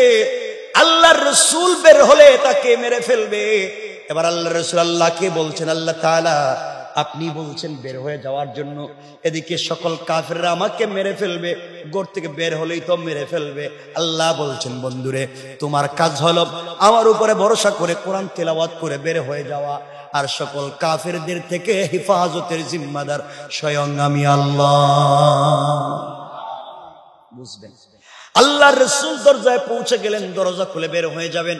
এবার আল্লাহকে বলছেন, আল্লাহ আমি জানি আপনি আমাকে বাঁচাবেন, সন্দেহ নাই, ওয়ালাকিন লিয়াতমাইন্না কলবি, কিন্তু অন্তরে প্রশান্তি পাচ্ছি না। আয় আল্লাহ, আপনি যদি আত্মরক্ষা করার জন্য আমাকে কোন ব্যবস্থা দিতেন তাইলে তো ভাল লাগতো। আল্লাহ বলেন, বন্ধুরে তাইলে তুমি তোমার হাতে কিছু কঙ্কর নিতে পারো, বালি নিতে পারো, অথবা পাথর নিতে পারো, দরজা খুলে কাফেরদের উপরে নিক্ষেপ করে দিতে পারো, এর মাধ্যমে বাঁচাইয়া দিব। আল্লাহ বললেন, বন্ধু আমার, আল্লাহ বললেন এই কাজ করো। রাসূল পাক বলছেন, আল্লাহ তাআলা কাফেররা ঘরের চতুর্দিকে দাঁড়িয়ে আছে, দরজা খুলে নিক্ষেপ করলে তো সামনের দিকে যাবে, চতুর্দিকের কাফেররা তো আমাকে মেরে ফেলবে। আল্লাহ বললেন, বন্ধুরে তোমার কাজ হলো আমার কোরআন থেকে তেলাওয়াত করে সামনের দিকে নিক্ষেপ করা, আর চতুর্দিকের কাফেরদের চুকে চুকে পৌঁছে দেওয়ার জিম্মাদারি নিলাম আমি আল্লাহ। শুধু তুমি আমার উপরে ভরসা করো।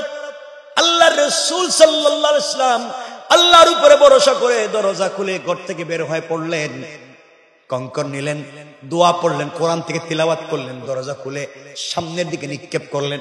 তাকাইয়া দেখেন চতুর্দিকের ডানে বামে পিছনে সকল দিকের কাফেরদের চুকে পৌঁছে গিয়েছে। সবাই চোখ রগড়াতে লাগলো, মুছতে লাগলো। আল্লাহর রাসূল মদিনায় পৌঁছে গেলেন, কেউ দেখলো না। একদিন সুযোগ বুঝে আল্লাহ তার বন্ধুকে বলে, বন্ধুরে ওই দিন তুমি কেমনে ফিরে আসলা, কেউ তোমাকে ধরতে পারলো না, মারতে পারলো না, তুমি না বলছিলা কাফেররা মেরে ফেলবে, দরজা খুলে সামনের দিকে নিক্ষেপ করলা, কেউ তোমাকে মারতে পারলো না, ব্যাপার কি? আল্লাহর রাসূল বলছেন, আল্লাহ তাআলা আমার চাইতে তো আপনি বেশি জানেন, আমি তো জানলাম না, মারলাম সামনের দিকে, পাথর দেখে গেছে পিছন দিকে। আল্লাহ বলেন, বন্ধুরে তাইলে শুনো, আল্লাহ বলছেন, ওয়ামা রামাইতা ইয রামাইতা ওয়ালাকিন্নাল্লাহ রামা। আল্লাহ বলছেন, বন্ধুরে, তুমি যখন পাথরগুলা নিক্ষেপ করেছো তখন এটা তোমার হাত থাকে নাই, আমার উপরে ভরসা করবার কারণে আমার কুদরতের হাত হয়ে গিয়েছে। আর আমার হাত দিয়া সকল কাফেরদের চুকে চুকে আমি পৌঁছে দিয়েছি। সুবহানাল্লাহ, জোরে বলেন না। আল্লাহ কেমনে বাঁচাইয়া দিলেন, আমাদেরকে বাঁচাতে পারবেন না? বিশ্বাস আছে? আসেনি, আল্লাহ জানে। এমন বিশ্বাস আছে আমাদের। এই যে ফজরের নামাজে দেখবেন কেউ মসজিদে নাই, ঠিক ঠিক, এটা ঠিক, আমি জানি, এটা আপনার না বললেও ঠিক, এটা আমার জানা আছে। খুব ভালোবাসা নিয়ে কথাগুলো বলতেছি। এই যে বললাম কোরআন মানুষকে বাঁচাইয়া দিতে পারে, আমরা পারবো না কোরআনকে সাথে রাখতে? বলেন না ইনশাআল্লাহ। এই কোরআন সাথে রাখার অর্থ এটাকে প্রতিদিন সাথে নিয়ে ঘোরার জন্য বলছি না। কোরআন সাথে রাখা মানে কোরআনকে বিশ্বাস করা, তার উপরে আমল করে চলা। ইনশাআল্লাহ যদি চলতে পারে কি হবে, আপনাদেরকে এই কথাগুলা বলেই রাত্র কাটায় কাটায় 12টা আল্লাহ করে বলছেন। কিন্তু কষ্ট হচ্ছে কিনা আমি জানি না আপনারা। যে আপনারা বসে আছেন, কেউ উঠেন নাই, এই জন্য ভালো লাগতেছে, কিন্তু প্রস্রাবের জন্য যদি কেউ উঠেন রাখতে দিন। শুনেন না, আমি বলতেছি, আমি কথা বলতেছি, আপনারা শুনেন, রাগ করবেন না, কেউ উল্টা পাল্টা বলবেন না, আমি কথা বলতেছি, কিন্তু কেউ উঠবেন না। একজন উঠবেন, আমি ওয়াজ রাইখা দিব, আর কিয়ামতের দিন বলবো আল্লাহ আমি গেছিলাম কথা বলতে, এরা উঠতে চলে গেছে, আমি বলে দিব, কিন্তু চেহারা তো আমি চিনতেছি, এই জন্য কথাগুলো শুনে। আমার বন্ধুগণ, এবার যে কথাগুলো বলতে চাই মনোযোগ দিয়ে শোনেন। কোরআনের উপরে যদি বিশ্বাস থাকে, জীবন কেমনে পরিবর্তন হয়ে যায়। চলার পথে কাকে বন্ধু বানাবেন? বন্ধু এমন লোককে বানানো যাবে না। আজ এমন লোক আছে সমাজের ভিতরে, এমনও সমাজে এমন বাচ্চা আছে, আগেকার সন্তানেরা দেখবেন যদি রাস্তায় বসে খেলাধুলা করতো, 20-30 বছর আগে রাস্তায় বসে সন্তান খেলাধুলা করে, তার বাপ না এলাকার কোন মুরব্বী রাস্তা দিয়া গেছে, দেখছে, সব ফালাইয়া দিছে দৌড়। কথা বলেন না কেন? 50 বছর আগে আমাদের মা চাচিরা রাস্তা দিয়া বের হয়েছে, কোন পুরুষ মানুষকে রাস্তা দিয়ে হাঁটতে দেখছে, ছাদ দিয়া রাস্তার সাইডে যেতে যেতে খাদে পড়ে গিয়েছে। কথা বলেন না। এখন ধাক্কা মারি ফালায় যায়, বল্টু দেখলাম রাস্তা দিয়ে হাঁটে, সাহিত্য নাই, ধাক্কায় পড়ে গেছে। এমন হয়ে গেছি আমরা। আজ সমাজ এত নিচে নেমে গিয়েছে, তো নোংরা হয়ে গিয়েছে। সন্তান বাবার কাছে বলে, আব্বা তোমার কাছে সিগারেট আছে? কথা কন না, এগুলা হয় না? ছেলে আর বাপ রাস্তা দিয়ে হাঁটতেছে, মনে হয় দুই দুলাওয়াই যাইতেছে, বাইরা ভাই না? কি সিগারেট ধরাইছে দুজন, কেন বাবা, এই কি হচ্ছে? কাকে বন্ধু বানাবেন? কথাগুলা দিল দিয়ে আবার শুনেন। কিতাবের নাম মনে রাখবেন, তারিখে ইবনে জারির তাবারিতে চমৎকার করে কথাগুলা নিয়ে এসেছে, আমরা সংক্ষেপ করে দিলাম। এই দুনিয়ার জমিনে প্রিয় হাবিব রাসূল পাক সাল্লাল্লাহু আলাইহি ওয়াসাল্লামের কলিজার টুকরা মেয়ে হযরতে ফাতেমা রাদিয়াল্লাহু তাআলা আনহা, তখন পর্যন্ত তার বিয়ে শাদী হয় নাই, ছোট্ট মানুষ ছিলেন, এতটুকু ছোট, ছোট্ট বলতে 8-10 বছর পর্যন্ত বয়স হয়েছে। চলার পথে এলাকার এক ইহুদির মেয়ের সঙ্গে তার সম্পর্ক হয়ে গেল, বন্ধুত্বের সম্পর্ক এক ইহুদির মেয়ের সঙ্গে। একদিন, 2 দিনের না, দীর্ঘদিনের সম্পর্ক হয়ে গেল। ওই মেয়েটা প্রতিদিন ফাতেমার বাড়িতে আসে, ফাতেমার চরিত্র দেখে মন্ত্রমুগ্ধের মতো তার কথাগুলো শুনে, তো চমৎকার মানুষ হতে পারে কেমনে, কত সুন্দর তার আদর্শ, এইভাবে চলে গিয়েছে অনেকগুলা দিন। মেয়েটা বড় হয়ে গিয়েছে। ওই মেয়েটা তার বাবার কাছে একদিন গিয়েছে, ইহুদি ডাক দিয়া বলছে, মেয়েরে, তোমার কাছে মা এতদিন পর্যন্ত কোনো কথা বলি নাই, আজকে বাবা তোমাকে একটা কথা বলতে চাই। মেয়ে ডাক দিয়া বলতেছে, আব্বা জান তুমি আমাকে কি বলবা? মেয়ে বলতেছে, বাবা বলো না, তুমি আমার কাছে কি চাও বলো। ইহুদি ডাক দিয়া বলছে, মেয়েরে, একমাত্র তুমি আমার একটা সন্তান, আর কোনো সন্তান নেই, আমার টাকা পয়সার অভাব নাই। এবার সিদ্ধান্ত নিয়েছি আমি সুস্থ থাকতে থাকতে তোমাকে যেন বিয়ে দিতে পারি। এই জন্য আমাদের এলাকার সবথেকে বড় পয়সাওয়ালা শিল্পপতির এর এক ইহুদির ছেলেকে পাত্র হিসাবে নির্বাচন করেছি, তোমাকে বিয়ে দিতে চাই। মেয়ে তুমি কি রাজি? মেয়ে বলতেছে, আব্বা জান আপনি বলেছেন রাজি না হইয়া তো পারি না, কিন্তু বাবা আমাকে একদিনের সময় দেন, আগামী কালকে আপনার কাছে ফাইনাল ডিসিশন জানায়া দিব। মেয়েটা বাবার কাছ থেকে সময় নিয়া কারোর সঙ্গে পরামর্শ না করে আস্তে করে ফাতেমার কাছে চলে এসেছে। ফাতেমাকে ডাক দিয়ে বলছে, বোন রে, তোমার কাছে দীর্ঘদিন থেকে আমি আসি, আজ তোমার কাছে আমার লাইফের একটা সব থেকে বড় সিদ্ধান্ত, ডিসিশন নিতে, পরামর্শ নিতে এসেছি। তুমি আমাকে সাপোর্ট দিবে, সহযোগিতা করবে, কি সিদ্ধান্ত নিব? ফাতেমা বললেন, বলো। মেয়েটা বলতেছে, আমার বাবা এক ইহুদির ছেলেকে ঠিক করেছে, আমাকে বিয়ে দিতে চায়, বলো না আমি কি ওই বিয়েতে রাজি হব? ফাতেমা ডাক দিয়া বলছেন, বোন রে, তুমি ইহুদি, আমি মুসলিম, তোমার পার্সোনাল লাইফে আমি কিছু বলতে পারি না। কিন্তু মেয়ে বলছে, ফাতেমা, তুমি আমার জিন্দেগিতে দেখা পৃথিবীর কত মানুষকে চমৎকার চমৎকার পরামর্শ দিয়েছো, তোমার পরামর্শে কত মানুষ পৃথিবীতে ভালো হয়ে গেল, লাইফ পেয়ে গেল। আমিও তোমার কাছে এসেছি, চমৎকার পরামর্শ দিবা, যার মাধ্যমে আগামী লাইফ আমি কমপ্লিট চালাতে পারবো। মেয়ে ডাক দিয়া বলছে, ফাতেমা, এই জন্য এসেছি।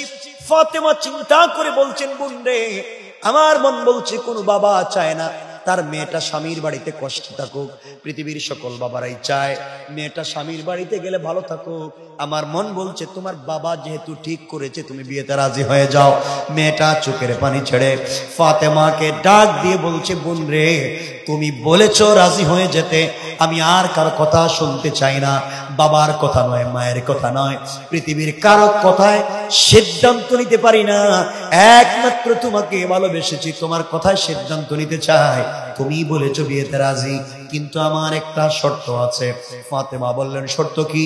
মেয়ে ডাক দিয়া বলছে, আমার শর্ত হলো আমি ওই ছেলেকে বিয়ে করতে রাজি, বাবার কথায় বিয়েতে রাজি। তুমি যদি আমার বিয়েতে গিয়ে আমার পাশে বসে আমার মাথায় হাত বুলাইয়া আল্লাহর কাছে, সৃষ্টিকর্তার কাছে আমার কল্যাণের জন্য দোয়া করতে পারো, আমার পাশে বিয়ের দিন বসতে পারো, ওই শর্তে আমি বিয়েতে রাজি। পড়েন সুবহানাল্লাহ। চিন্তা করলেন?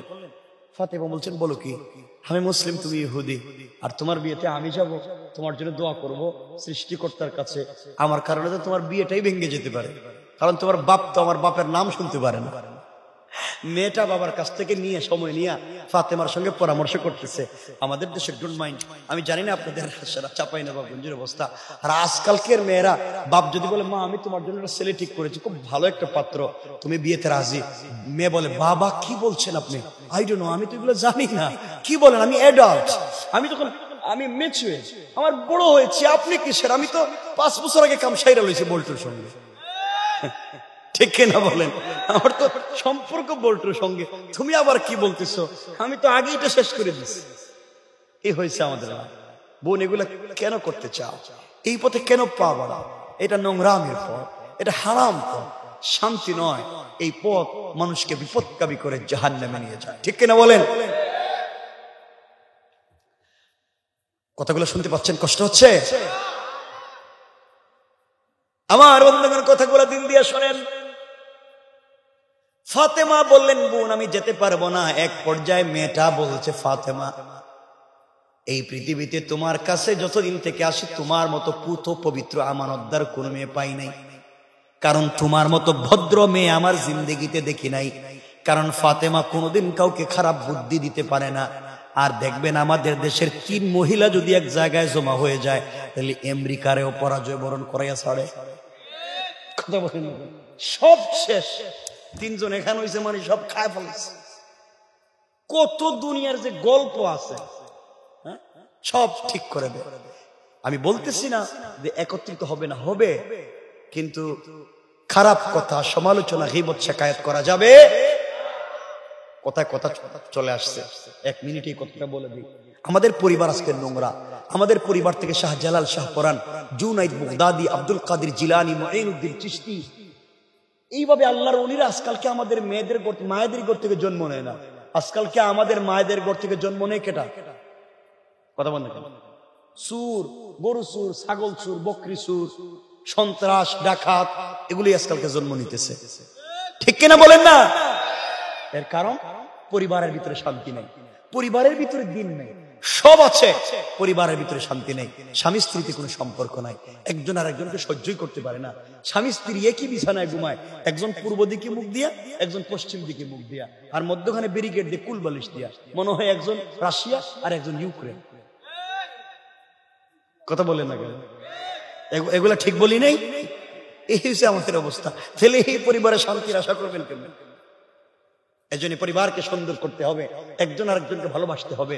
আপনারা স্ত্রীদেরকে ভালোবাসুন, স্ত্রীগণ স্বামীদেরকে ভালোবাসুন, এখানেই কল্যাণ রয়েছে। কে বলেছেন?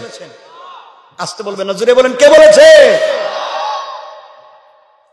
এই জন্যে মাঝে মাঝে ঘরে গেলে স্ত্রীদেরকে সালাম দিবেন, সম্পর্কটা শুরু করবেন সালাম থেকে। আল্লাহ রসুল বলছেন, যেখানে সালাম হয় এখানে শয়তান থাকে না, বারাকা হয়। আম্মা জান আয়েশা বলছেন, আল্লাহে, আল্লাহর জাতে পাকের শপথ, আমি রসুলের ঘরে আসার পরে কতদিন চেষ্টা করেছি রসুলকে আগে সালাম দিব, কিন্তু কিয়ামত পর্যন্ত তিনি বললেন, যতদিন রসুল বেঁচে ছিলেন একদিনও আমি আমার স্বামীকে আগে সালাম দিতে পারি নাই, বরং রসুল ঘরে আসার অনেক দূরে থাকতে আমাকে সালাম দিতেন। এখন আর সুবহানাল্লাহ জোরে কইতেছে না? রসুল যদি নিজের স্ত্রীকে সালাম দিতে পেরেছেন, তাহলে আপনারা দেন না কেন? আর কিছু কন, ঠিক কিতা? সালাম দেন না কেন? কিছু কয় না। বলছি স্ত্রীকে সালাম দেন না কেন? দিলেন না কেন এতদিন? মাঝে মাঝে কিতা, মাঝে মাঝে দি, সালাম দিলেন না কেন? শরম লাগে? শরম করে বউরে সালাম দিতে শরম করে, বউরে ফিডাইবার সময় শরম কই যায়। হ্যাঁ, এই জন্য স্ত্রীকে সালাম দিবেন, বলেন ইনশাআল্লাহ, বলেন না ইনশাআল্লাহ? দিবেন তো? আজকে ঘরে গিয়া দরজা দাঁড়াইয়া বলবেন, বউ আসসালামু আলাইকুম ওয়া রাহমাতুল্লাহ। বকু বোমা হেডে কি পাগল হয়ে গেছে নাকি? জীবনে সালাম দেন, আজকে দিকে সালাম দেন। আপনি বলবেন পাগল না তো, হুজুর কইছে ওয়াজ, এই জন্য সালাম দিচ্ছি। ঠিক আছে তো ইনশাআল্লাহ? আজকে দরজায় গিয়ে সালাম দিবেন নি? মুরব্বীর আমার চেহারার দিকে তাকে হাসতেছে, হারা কইতেছে, বাবা 50 বছর গেছে সালাম দিছি না, আজকে বউ দিলে কয় যদি দেখো কোন ঘটনা ঘটাইছে বাইরে, আর আমরা এই এখন পাম দিতেছে। সালাম দিবেন তো ইনশাআল্লাহ? আমার বন্ধুগণ, কথাগুলা দিল দিয়ে শুনেন, সংক্ষেপ করে বলি। মেয়েটার এই কথাগুলো শুনে ফাতেমা আবেগপ্রবণ হয়ে গেলেন, বোনকে বললেন, বোন রে, ইনশাআল্লাহ কথা দিলাম আমি তোমার বিয়েতে যাব, এবং তোমার বিয়েতে গিয়ে তোমার জন্য দোয়া করবে, এই কথাগুলা বলে দিলেন। আমি বুঝাতে চাইবো, যদি কোরআনের সঙ্গে থাকে, আল্লাহর উপরে বিশ্বাস থাকে, দুনিয়ায় হাত উঠাইয়া দোয়া করেন, আল্লাহ জান্নাতি খাবারও আপনার জন্য পাঠাইয়া দিতে পারে। আমার বন্ধুদের কথাগুলা দিল দিয়ে শুনেন। মেয়েটা বাবার কাছে গিয়েছে, বাবাকে গিয়ে বলেছে, আব্বা জান, আপনি আমার জন্য যে ছেলে ঠিক করেছেন আমি চিনি না, জানি না, আপনি বলেছেন আমি বিয়েতে রাজি, কোনো সন্দেহ নাই। বাবা খুশি হয়ে গিয়েছে। মেয়ে ডাক দিয়ে বলছে, আব্বা জান, কিন্তু আমার একটা শর্ত আছে। কি শর্ত মা? আমার শর্ত হলো, ওই বিয়েতে মুহাম্মদ ইবনে আব্দুল্লাহর মেয়ে ফাতেমা আমার বান্ধবী, তাকে আমার বিয়েতে ইনভাইট করেছি, দাওয়াত করেছি, ও কিন্তু আসবে। এই কথা শুনে যেন ইহুদির পায়ের রক্ত মাথায় উঠে গিয়েছে। ডাক দিয়ে বলছে, তুমি কি বলছো? আমার জাত শত্রু, তার বাপ দেখলেই তো আমার মাথা গরম হয়ে যায়। তার মেয়েকে যে তোমার বিয়েতে দাওয়াত করে আমার মান সম্মান থাকবে না? প্রয়োজন বুঝে তোমাকে বিয়াই দিতাম না, এরপরও ফাতেমাকে বাড়িতে আসতে দিব না। মেয়ে বলছে, আব্বা জান, কোনদিন আপনার কথাকে অ্যাভয়েড করি নাই, কোনদিন আপনার কথাকে বাদ দেই নাই। আমিও বলে দিলাম, ফাতেমাকে যদি আমার বাড়িতে আসতে বাধা দেন, কিয়ামত হতে পারে আমি কোন ছেলেকে বিয়ে করব না। আল্লাহু আকবার। বাবা চিন্তা করলে ইজ্জত থাকবে না, এক পর্যায়ে রাজি হয়ে গিয়েছে, কিন্তু ইহুদি শয়তানি শুরু করে দিয়েছে। মেয়েকে বলছে, মা তুমি একমাত্র আমার মেয়ে, একমাত্র আমার মেয়ে, তোমাকে বিয়ে দিতে চাই, আমি রাজি, তুমি ওই মেয়েকে আমার বাড়িতে নিয়ে আসতে পারো, কিন্তু শর্ত আছে।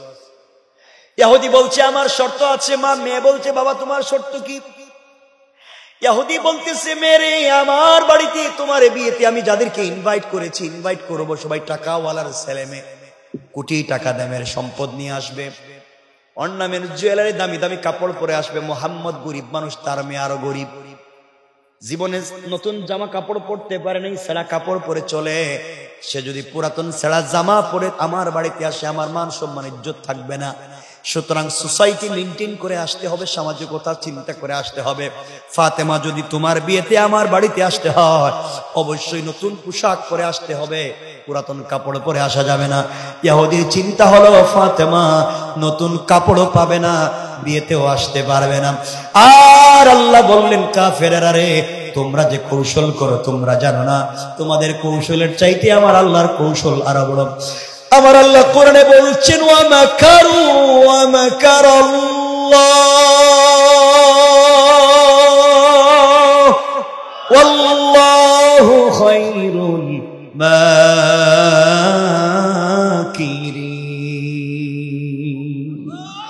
আল্লাহ বললেন, চলার পথে তোমরা যত কৌশল করো তোমরা জানো না, তোমাদের কৌশলের চাইতে আমার কৌশল বড়।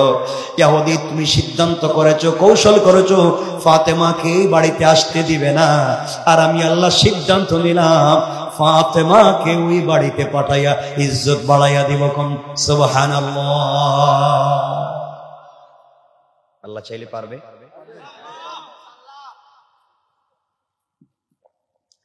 আমার বন্ধুগণ, মেয়েটা দৌড়াইয়া ফাতেমার কাছে এসে বলছে, বোন রে, তুমি আমার বিয়েতে যাও, আমার বাবা কিন্তু চায় না, তোমার নাম শুনে তোমার বাবাকে গালি দিছে। এখন বাবা একটা শর্ত দিয়েছে, একটা নতুন পোশাক পরে তুমি আমার বাড়িতে যেতে হবে। ফাতেমা চোখের পানি ছেড়ে দিলেন আর বলছেন, বোন রে, গরিব মানুষ, 3 বেলা 1 বেলা খাবার পাই না, থাকবার মতো জায়গা নাই, নতুন পোশাক কোথাও পাবো না, তোমার বিয়েতেও যেতে পারবো না, পোশাকও পাবো না।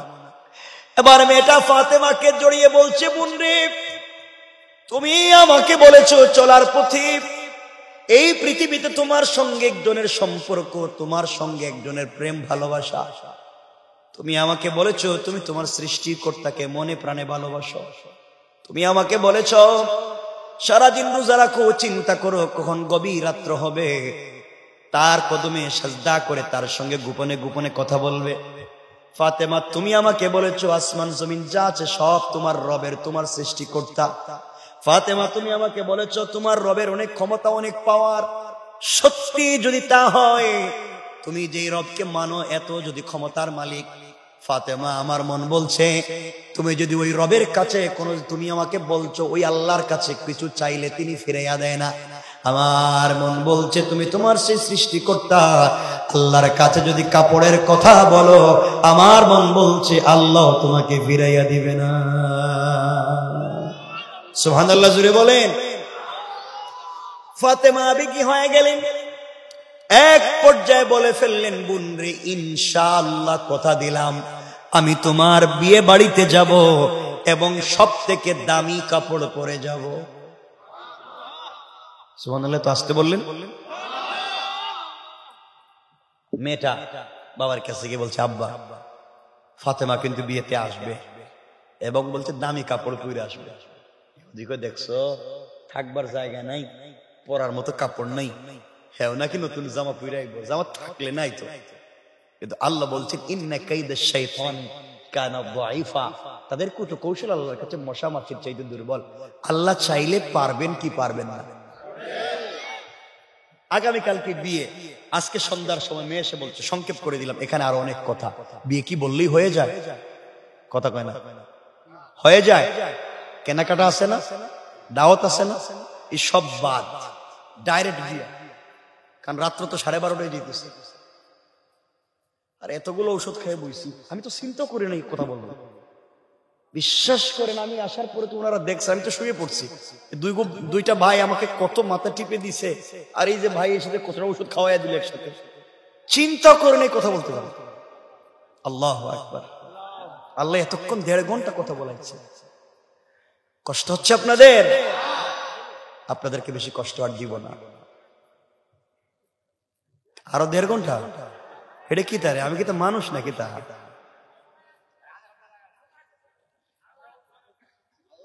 কয়েক মিনিট কথা বলবো, বেশি বলবো না।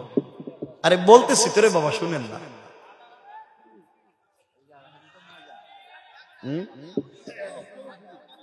বলতেছি তো,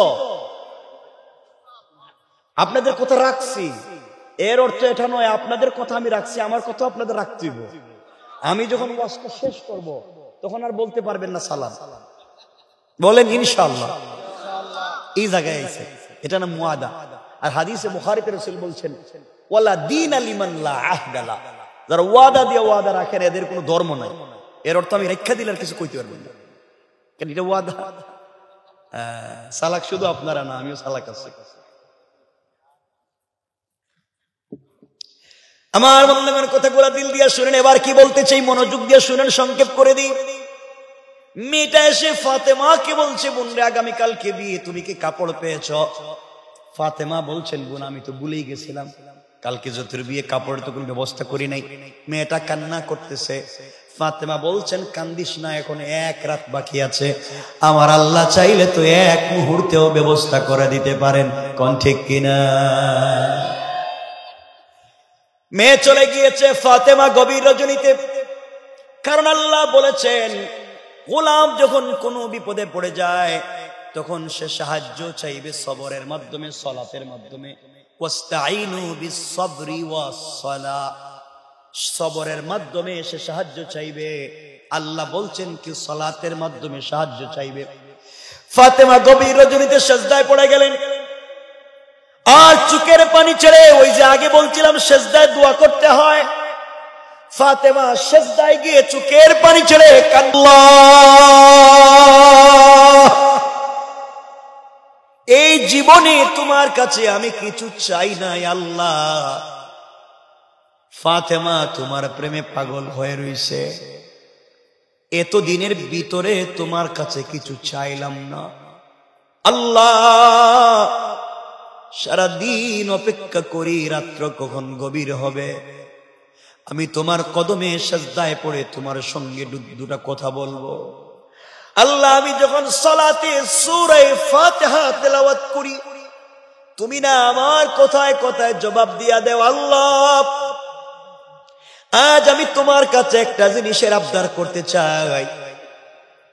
সত্যি ভালোবাসা তো এক পক্ষ থেকে হয় না, ভালোবাসা দুই পক্ষ থেকে লাগে।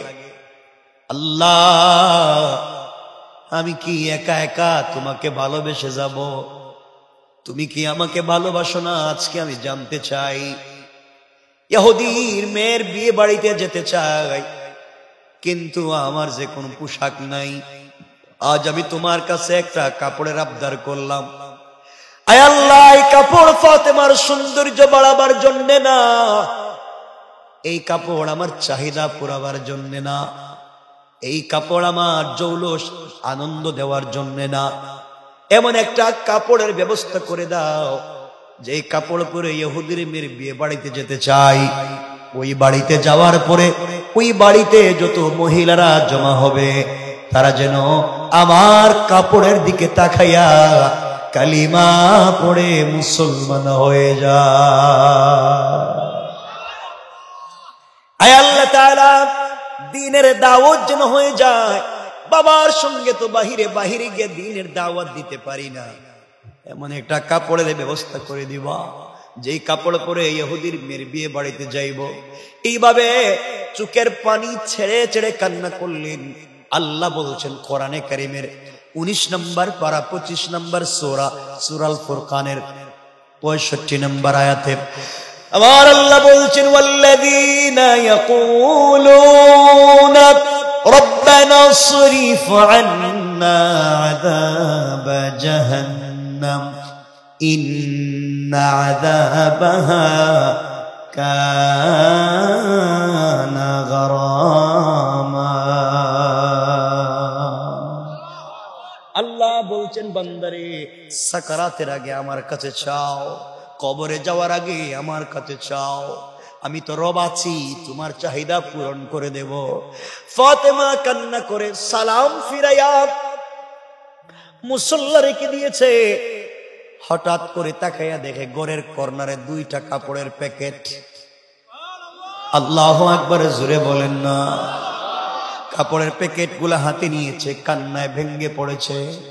কে রে কাপড় দিয়ে গিয়েছে? দৌড়াইয়া কলিজার টুকরা প্রিয় বাবার কাছে গিয়েছে। বাবা রাসূলে পাকের কাছে গিয়ে জড়িয়ে ধরে বলছেন, আব্বা, সালাতের মধ্যে গিয়ে আল্লাহর কাছে কান্না করে বলেছিলাম, আল্লাহ, আমার যে কেউ নাই, আমার মা খাদিজা যদি পৃথিবীতে বেঁচে থাকতো, আমি ফাতেমার চাহিদা পূরণ করে দিত। আমার মার সম্পদের অভাব ছিল না, আমার মা তো মক্কার সব থেকে বড় ধনী মহিলা ছিল। ও আল্লাহ, আমার মা তো তোমার বন্ধু, আমার বাপকে ভালোবেসে সবগুলা সম্পত্তি দ্বীনের রাস্তায় দান করে দিয়ে গিয়েছে, মা আজকে দুনিয়ার জমিনে নাই। আল্লাহ, আমার সঙ্গে তোমার সম্পর্ক। এইভাবে আল্লাহর কাছে দোয়া করেছি।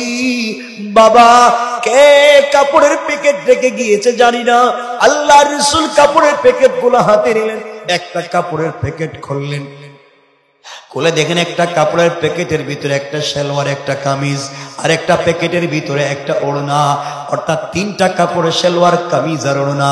জান্নাত তিরমিজিতে এসেছে জান্নাতে মহিলাদের পোশাক হবে তিনটা, সালোয়ার, কামিজ আর ওড়না।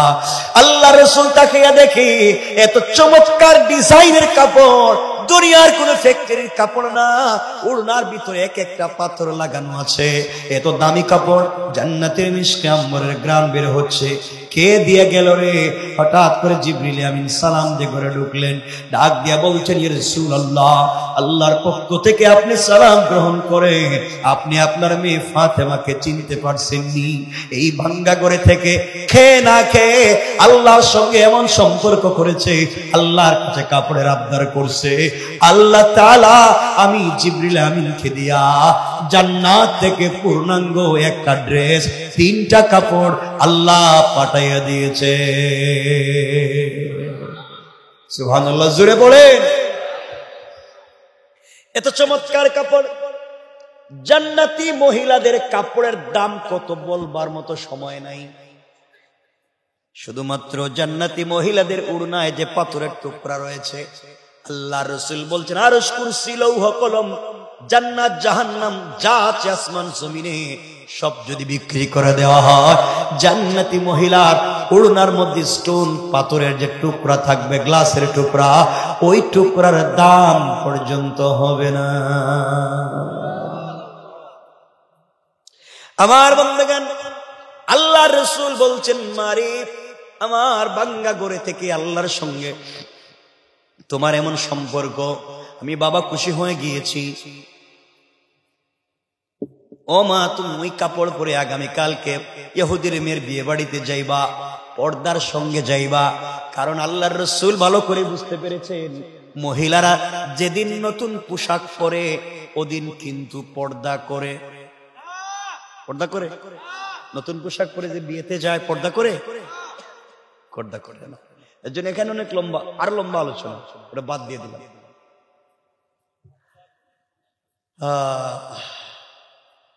সংক্ষেপ কথা, ফাতেমা একে তো বিশ্ব নবীর মেয়ে, আল্লাহ যাকে সাইয়্যিদাতু নিসাই আহলিল জান্নাহ বানিয়েছে, জান্নাতি মহিলাদের নেত্রী বানিয়েছে, সে কত সুন্দর। আল্লাহ যাকে সাইয়্যিদা শাবাবি আহলিল জান্নাহ, জান্নাতি যুবক হাসান হুসাইনের মা যাকে বানিয়েছে, সে কত সুন্দর। আল্লাহ যাকে আসাদুল্লাহিল গালিব, বিজয়ী বাগ আলীর স্ত্রী বানিয়েছে, সে কত সুন্দর। আল্লাহ যাকে বিশ্ব নবীর মেয়ে বানিয়েছে, সে কত সুন্দর। এর মধ্যে পড়ছে জান্নাতি কাপড়, নূরুন আলা নূর। পড়েন আল্লাহু আকবার। ইহুদির মেয়ের বিয়ে বাড়িতে সবাই বসা, ফাতেমা পোশাক পরে যখন বিয়ে বাড়িতে, যেই ঘরে মেয়েটাকে নতুন বধূর মতো সাজিয়ে অর্নামেন্ট জুয়েলারি দিয়ে রাখা হয়েছে, ফাতেমা ওই ঘরের ভিতরে ঢুকেছেন। ঢুকতে দেরি, পুরাটা ঘর জান্নাতি কাপড়ের আলোতে আলোকিত হতে দেরি হয় না। জান্নাতি মিশকে আম্বরের গ্রান বের হচ্ছে। পুরা বাড়ির মহিলারা নতুন বধূকে বাদ দিয়া ফাতেমারে জিজ্ঞাসা করে, বোন, এত দামি কাপড় কই পাইলা? আমরা কোটি কোটি টাকা দামের কাপড় পরছি, আমরা পয়সাওয়ালার মেয়ে, কিন্তু আমাদের কাপড়ের দিকে তাকাইলে মনে হয় জুতা মুছা যাবে তোমার। তুমি এত দামি কাপড় কোথায় পেয়েছো? তুমি তো গরিবের মেয়ে। ফাতেমা বললেন, কিনে আনছি। কি বলছি? কিনে আনছো? কোন মার্কেট থেকে কিনছো? আমরা তো চাপাই নবাবগঞ্জের সব মার্কেট চিনি, মার্কেট চিনি, মার্কেটের সিপা গল্লিও চিনি। কথা বলেন না কেন? স্বামী চিনে না কিন্তু বউ চিনি, এমনকি মার্কেটের ম্যানেজারের মোবাইল নম্বরও আছে। কথা বলেন না কেন? আমি এগুলো বলতেছি না, লম্বা হয়ে যাবে দেখি। সব আছে ওদের কাছে, সব দেখবেন মাঝে মাঝে। আর আপনারও তো কপাল পোড়া মাঝে মাঝে দেখবেন কিন্তু স্বামী বউ নিয়ে মার্কেটে যায়, বউ একটু সেজে গুজে একটা ব্যাগ কান্দে নিয়ে, লিপস্টিক, আলতা, আলকাতরা, হাই হিল জুতা সব পরে সামনে হাঁটতেছে একটা গুন্ডার মতো, আর স্বামী বাচ্চা একটা খুলে নিয়ে পিছে পিছে করতেছে। কথা বলেন না কেন? ঠিক কিনা জোরে বলেন? সে করতে আসছে। কেমন হয়ে গেছি আমরা? যাই হোক আমার বন্ধুগণ, সবাই বলতেছে ফাতেমা এত দামি কাপড় করতে কিনছো? ফাতেমা বলেন কিনে আনছি। কোন মার্কেট থেকে কিনছো? ফাতেমা বলছেন আমি যে মার্কেট থেকে কিনছি তোদের বাপ দাদা এই মার্কেটের নামও জানে না। আল্লাহু আকবার বললেন না? আমরা টাকাওয়ালার ছেলে মেয়ে, আমরা যদি চিনি না তুমি কোত্থেকে চিনবা?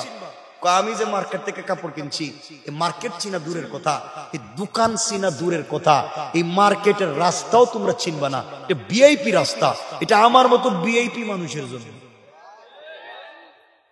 মহিলাদের জিদ কম না বেশি? যখন ফাতেমা এই কথা বলছে, থ্রেড দিছে, এরা দেখছো নি গরিবের মেয়ে, ওখান থেকে থ্রেড দেয়, প্রয়োজন বোধ আজকে বিয়াই হবে না, এই কাপড় লাগবে। সকল মহিলারা তাদের স্বামীদের কাছে গিয়ে বলছে আজকে বিয়েতে কিচ্ছু খাইতে পারবো না, আগে ফাতেমার মতো কাপড় লাগবে। আচ্ছা হেরা কি পাইবো? কোন জায়গায় আছে? কোন মার্কেটে আছে? সকল মহিলারা এসে ফাতেমাকে বলছে যার আজকে বিয়ে হওয়ার কথা, হে তার আব্বারে গিয়ে, আব্বা আপনি না কইছিলেন ফাতেমা কাপড় পরতে পারবে না, তুমি আমার যে কাপড় দিছো এই কাপড় দিয়ে তো জুতো মুছা যাবে, তা হে যে কাপড় পরছে এ তো ধারে কাছেও যায় না। আব্বা আমি বিয়েই করতাম না, এই কাপড় লাগবে। লাগছে নি পেস, মানে হে কাপড় পাইবো কই? সবাই মিলে ফাতেমারে বুঝা, বোন এটা কোত্থেকে কিনছো, মার্কেটের নামটা কম। ফাতেমা বললেন শোনো, যে মার্কেট থেকে কাপড় কিনেছি ওই মার্কেট তোমরা চিনবা না রে। আমি যে মার্কেট থেকে কাপড় কিনেছি ওই মার্কেটের নাম জান্নাত। সুবহানাল্লাহ। মহিলার জান্নাত, আমাদের মার্কেটের নাম তো বল্টু মিয়ার মার্কেট, জান্নাত মার্কেটের নাম। দোকান কোন সাইডে? ফাতেমা বললেন শোনো, যে মার্কেট থেকে কাপড় কিনেছি ওই মার্কেটের নাম জান্নাত, যে দোকান থেকে কাপড় কিনেছি ওই দোকানের নাম জান্নাতুল ফিরদাউস। আর ওই মার্কেটে যে রাস্তা দিয়ে গিয়েছি ওই রাস্তা হলো ইহদিনাস সিরাতাল মুস্তাকিম। ও মহিলারা, সিরাতে মুস্তাকিম নামক রাস্তা দিয়ে যদি চলো রে, সামনে গেলে জান্নাত নামক মার্কেট পাইবা, ওখানে ঢুকলে জান্নাতুল ফিরদাউস নামক দোকান পাইবা, ওখানে গেলে পরে আমার চাইতে আরো দামি দামি কাপড় পাইবা। মহিলারা চিন্তা করে জান্নাত, জান্নাতুল ফিরদাউস, সিরাতে মুস্তাকিম, ভিড়েবার কোন কথা কয়? মহিলারা বলছে ফাতেমা বলো কেমনে যাওয়া লাগবে? প্রয়োজন বোধে সব বাদ দিয়ে ওই মার্কেটে ঢোকা লাগবে। ফাতেমা বললেন যে কেউ চাইলে যাইতে পারবে না, ওই মার্কেটে যেতে হলে ওই রাস্তা দিয়ে যেতে হলে স্পেশাল ভিআইপি রাস্তা, সিকিউরিটি আছে, ওই রাস্তা দিয়ে যেতে গেলে একটা আইডি কার্ড লাগবে। ওই আইডি কার্ডের নাম হলো ইসলাম। আল্লাহু আকবার বলেন। আর শুধু আইডি কার্ড থাকলে হবে না, এটিএম বুথের কার্ড থাকলে হবে না, পিন নাম্বার থাকা লাগবে। আর পিন নাম্বার যদি না থাকে বুথ থেকে পয়সা তুলতে পারবে না। ওই পিন নাম্বার হলো লা ইলাহা ইল্লাল্লাহ মুহাম্মাদুর রাসূলুল্লাহ। ও মহিলারা, লা ইলাহা ইল্লাল্লাহ নামক পিন নাম্বার যদি সঙ্গে থাকে রে, আর ইসলাম নামক আইডি কার্ড যদি মনে প্রাণে ধারণ করতে পারো রে, তাহলে ইসলাম নামক সবকিছুকে সঙ্গে নিয়া সিরাতে মুস্তাকিম নামক রাস্তা দিয়া যদি চলো রে, সামনে গেলে জান্নাত নামক মার্কেট পাইবা, ওখানে গেলে জান্নাতুল ফিরদাউস নামক দোকান পাইবা, ওখানে গেলে তোমরা আমার বন্ধুরে পাইবা, যেই প্রেমিক আমাকে এগুলা দিয়েছে, আমার বন্ধু কিন্তু এই মার্কেটের মালিক, আমার বন্ধুর নাম হলো আল্লাহ। আল্লাহু আকবার বলেন।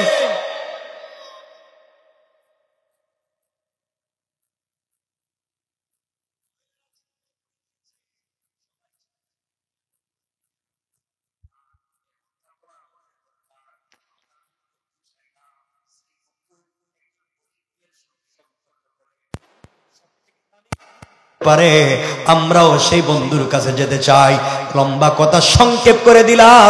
এই কথা বলে ফাতেমার সামনে দাঁড়াইয়া 350 জন, 370 জন অথবা 420 জন মহিলা একসাথে কালিমা পড়ে মুসলমান হয়ে যায়। সুবহানাল্লাহ জোরে বলেন।